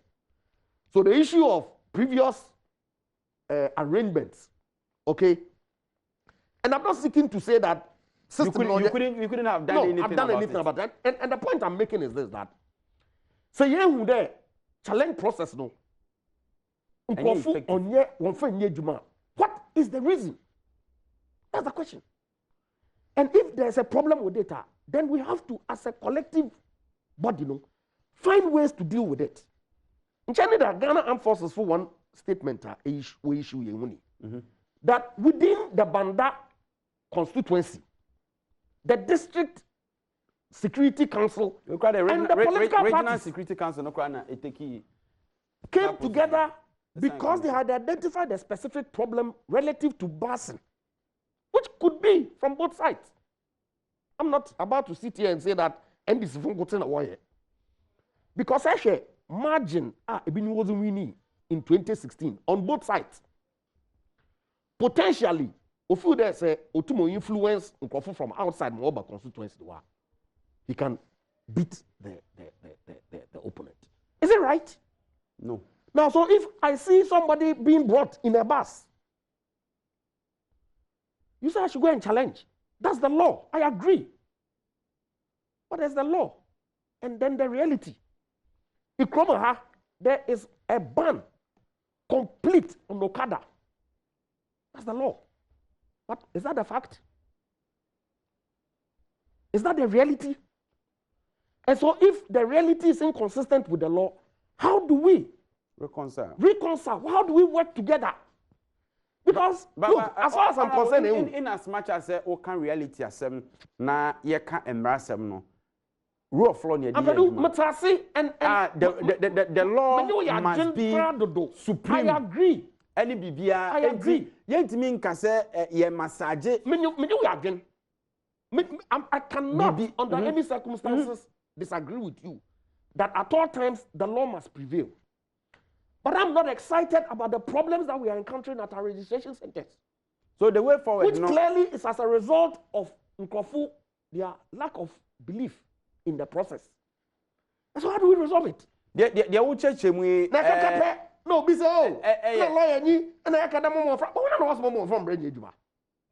we have a particular situation at hand.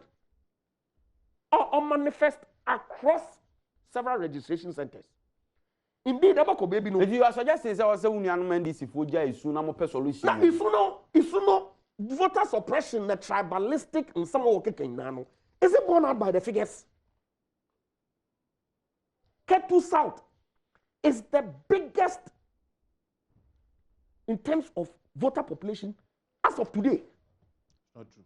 Ashanti region. Oh, check. You have the Chief. figure. Oh, check. Oh. Are you talking about region or a particular constituency? No, I said there are 2 constituencies in Ashanti region that are in excess of what is happening in Ketusa. Check. You have the figures. Share. I don't know. So many figures. Once they check the figures, some quick intervention. You see, I am surprised, and Honorable Maisa, fresh, international, find solutions to the issues. Me a obu me a, me ya ma prano.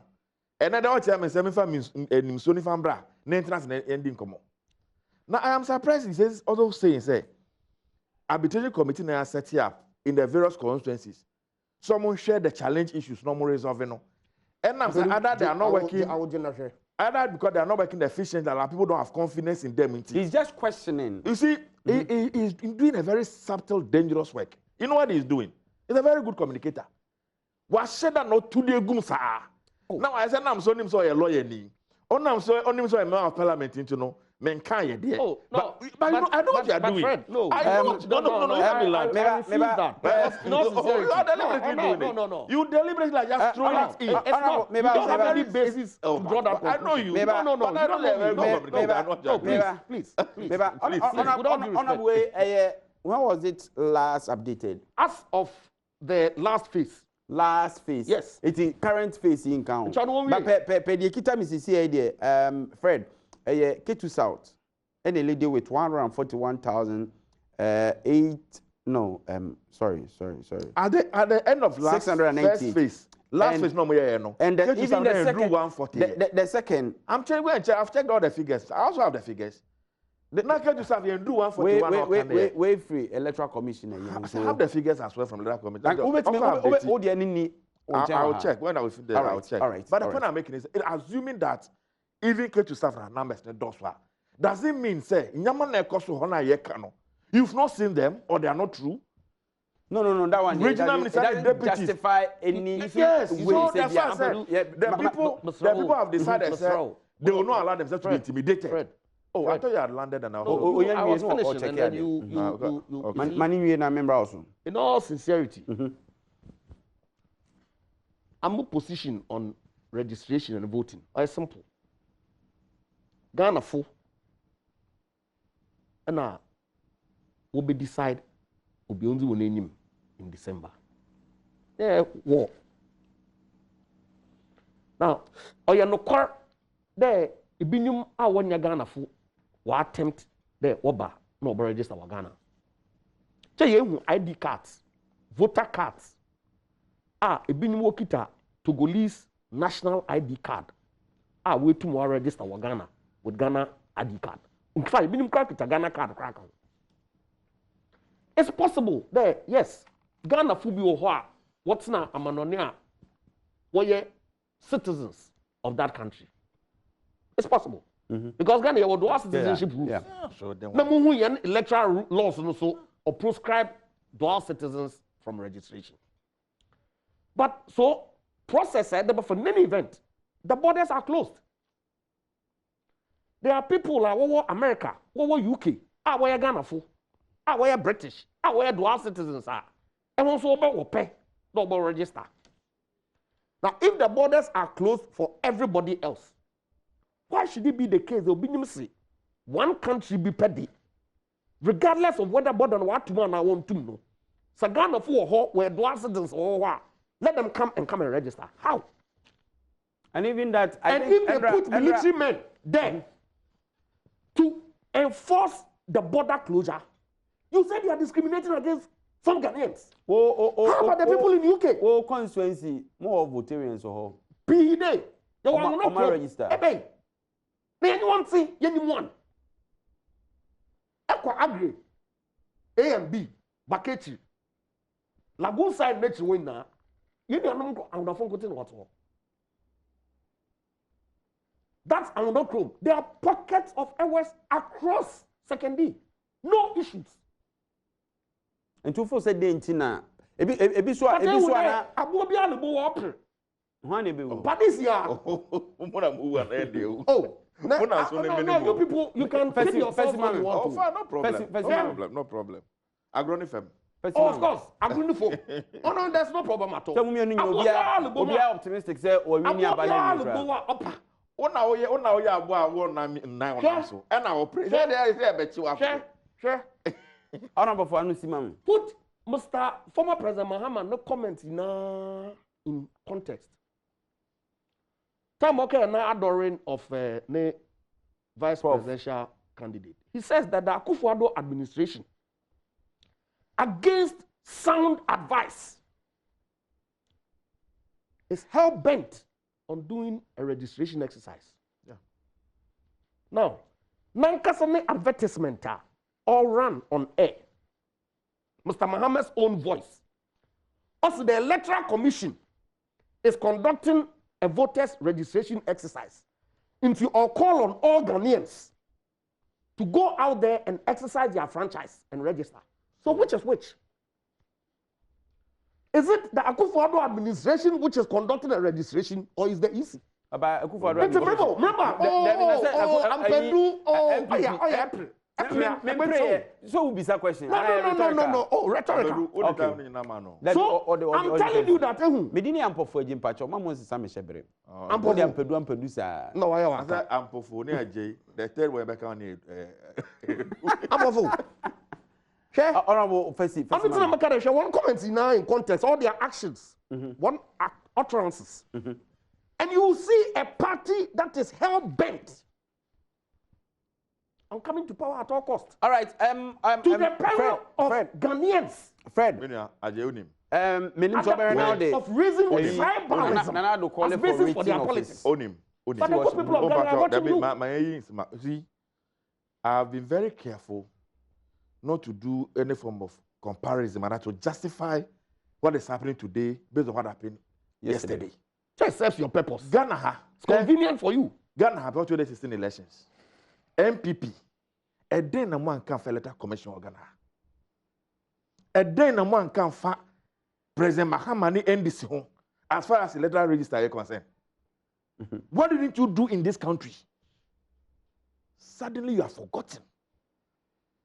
Suddenly, you are the one who love electoral commission more than everybody else under the sun. And then I'm one year, Ghana. Who are free media? Even at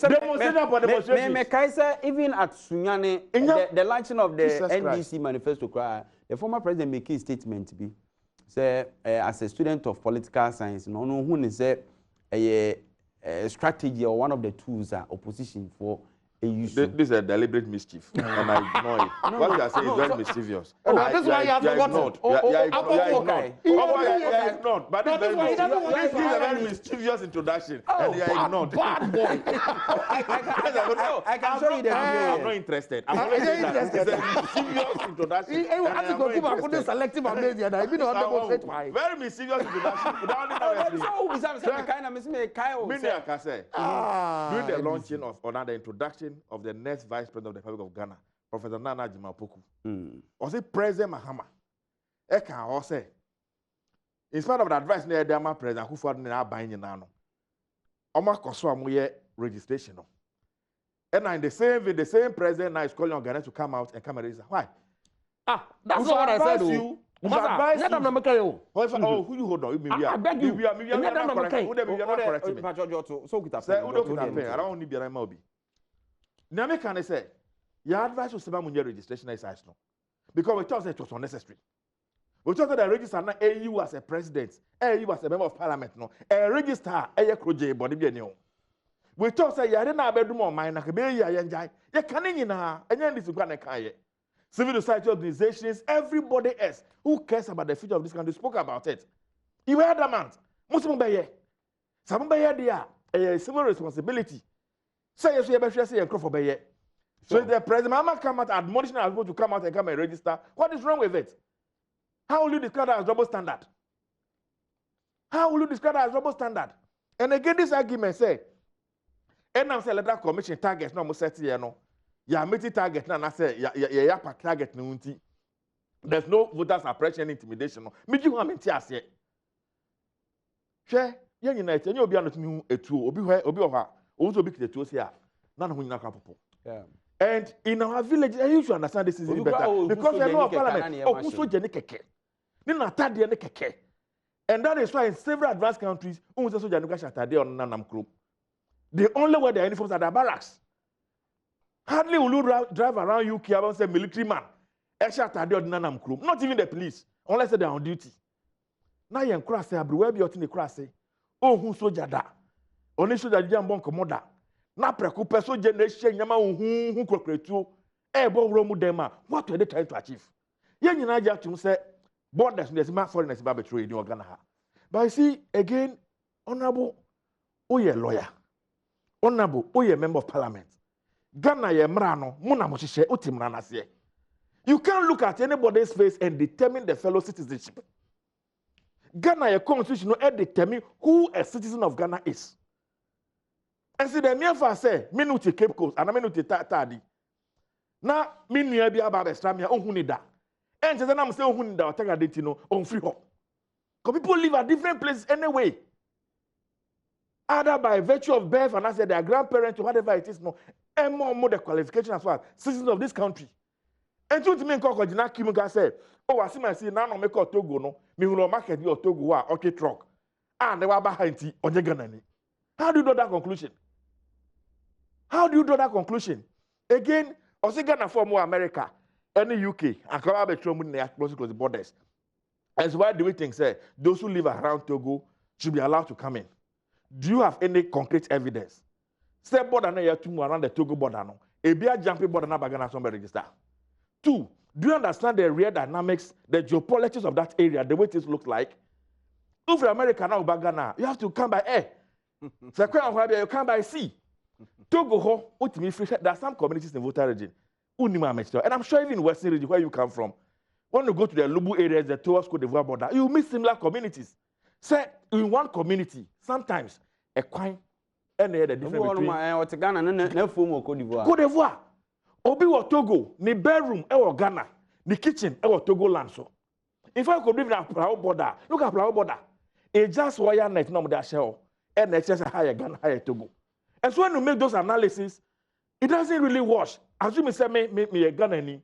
By virtue of the geographical area, I'm finding me no. Me for Togo for last year so.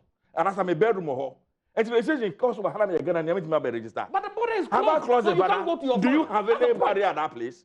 Do you have any barrier at that place? Is there any barrier? These are peculiar circumstances. There's no barrier. Oh my. And I can't go see say, you have tried everything that you want to do. See, today, Ushia several before 101, they have regretted they have done the registration. These are things they do not admit on radio and television. Because their expectation, what they wanted to achieve, unfortunately, just backfired. They know it. But they'll come on television and radio and come and show abroad. Oh, yeah. You know, they know what is happening on the ground. And we don't want to talk about it. We are waiting for the last phase to end. Minim the letter commission who never see, oh, there are double registrations. Figures never out, no. It doesn't tally with what we have. No be anti as a later they can show there are genuine mistakes. Say yeah mistakes so be nature the gumu. But where I sit, I will continue to applaud the people of this country. That they've been able to rise up, say there be international mobi and kayan share. So money here there, 2 minutes Ghana for some. Ghana for they determine who should lead them at every point in time. Untimi fa gidi. Untimi fa state security. Untimi fa trade. And fa suppress Ghana for and untimi fa free musem. And here there, we are waiting for the next 2 days. We'll put all the figures together. Our strategies in place, all our plans are in place. Sorry, we can't help it. You have regretted your action. If you had listened, maybe I can persuade you to do that. I didn't also regret. But the agenda they had, for which they were doing this, you see. Oh, that's a telephone in name. Their target, I'm sure they will take era Katie Amount. What is the same case to Savannah for them.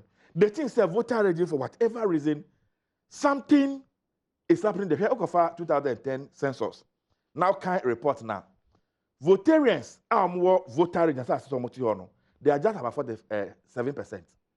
53% of the votarians themselves don't live on their own land. It's either they're in another western region, Ashanti region, wherever it is, or outside of the country. And one thing I can say, who could do Tamale? We have a whole community that is a community. Uko Kumasa Yobi. That is rightly said. Everywhere that you go, we travel, we move all over the place. Nekos Wabanda. Is it fair? Is it proper? Honorable Sati say, Me general secretary na call Basia man for the aguki am no deba. General secretary was in the other community. And not say soldier for be block kwase man crofo enco register. Then general secretary drove to the scene to find out what was happening. Sebi crofo they've been living in that area for only God knows how long. Time ben breed down. Several years ago. And they've been living there. Who can somewhere last year? The same military were deployed to go and burn down their houses. Who can that story no? And I'm sure you even edit on your television set. Just so that they can go back to their hometown, they should not stay there.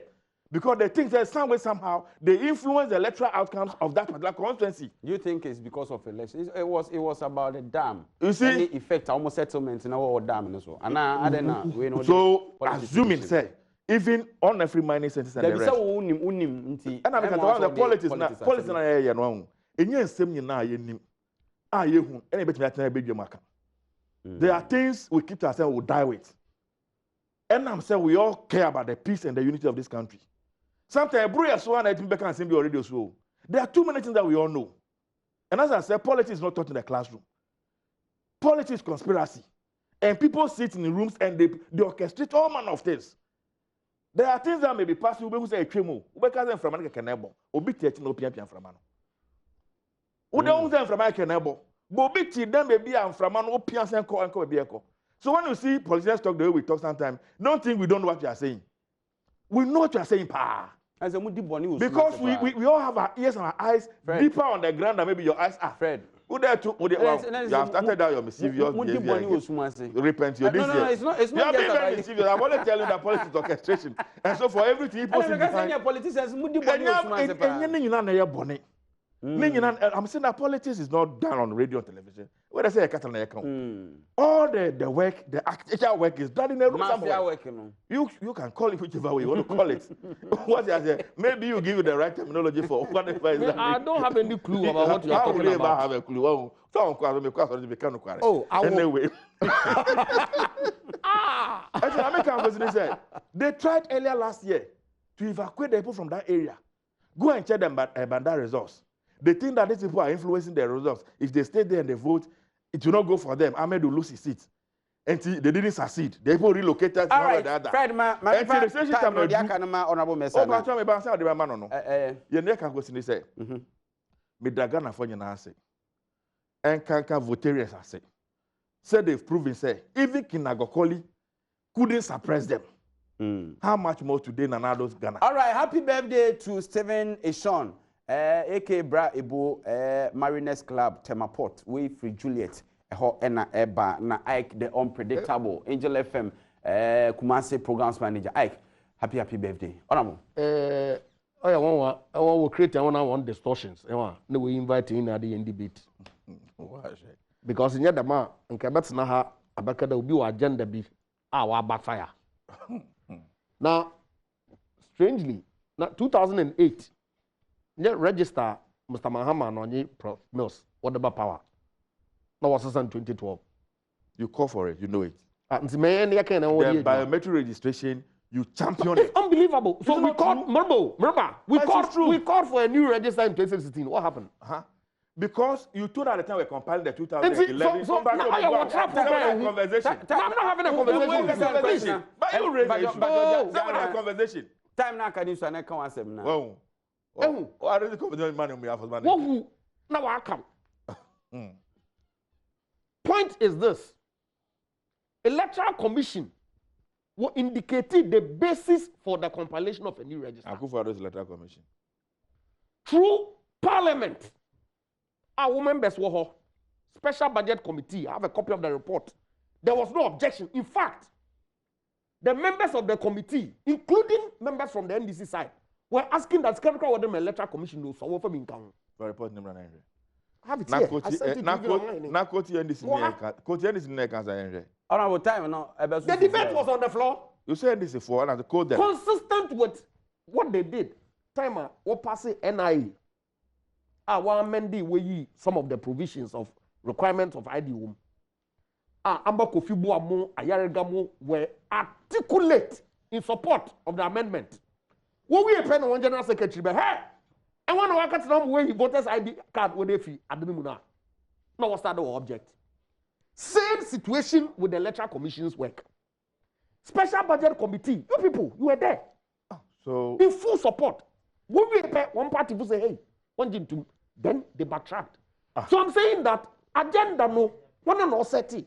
Don't you have a right easy what can to draw attention of members of parliament? One equipment, one data providers no and all the things no have indicated that look, equipment will have at the end of life.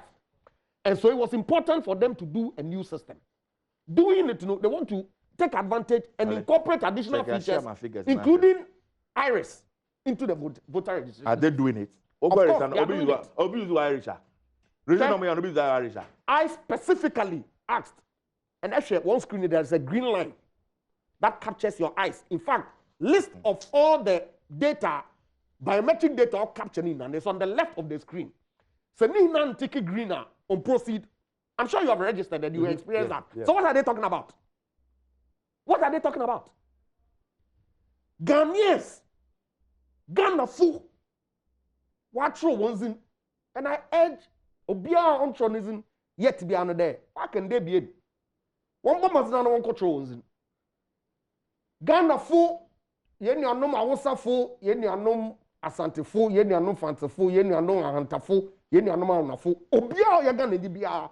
O Sunday yen diversity no. No me enkuri. And mamu si Obia kwai. Mamu si Obia kwai. Wonsu Obia kwai. Where's Obi kona? Unka figures all pop out from the voter regional deliberately NDC every time we are open the watch again and voter for when you play politics. I'm sure the good people of voter region are observing. But what they are doing to them, I don't know it. We are one. They don't see what they are doing to them. Look, they know. Well, we are in the region. We know what you are doing to us. We all live here. Oh, my brother. If you've not been there, you don't know what is happening. And your voter region or your border community and our border region. Western East. Brown have war baby here. Nothing. There are military men across all these borders in this country. But why is the NDC focusing on voter region? When in fact, and what they are doing, the voter are not in another region. Registration clearly demonstrates the Obia suppressor Obia from exercising his free will of with all the videos you have seen, if all the videos you have seen, you are still saying that electoral registration violence has been with us. Nobody is running away from it, but the magnitude now is too much. Aslowusu was beaten by your party people. You see? It's a matter of fact. Obi bia yabu no bia no yesi yemani yemani. Iti yen share yen resolve. What it is that now enti kroma ha. Me say yabu na yemani due. You people. Say yabu esla osu a yemani due. And it's not justification say ne yabu obi amani kan ma say. One not say justification, but I'm telling you that there are underlying problems. All they have to be focused on the result. They have to be about the capsules. Impressor capsules and have speedmate car batteries and engine oil. And Rehoboth property. Some other man you didn't pay more. Honorable Andrew Ejapa Mesa who could do secondary and put my friend Bobo. I don't know machine journey at the moment for and Afe Fred Agbanyo and so a national deputy director in charge of international affairs. And you post to Akra future a foreign affairs minister no and or to hold my order than your Fred. Inshallah.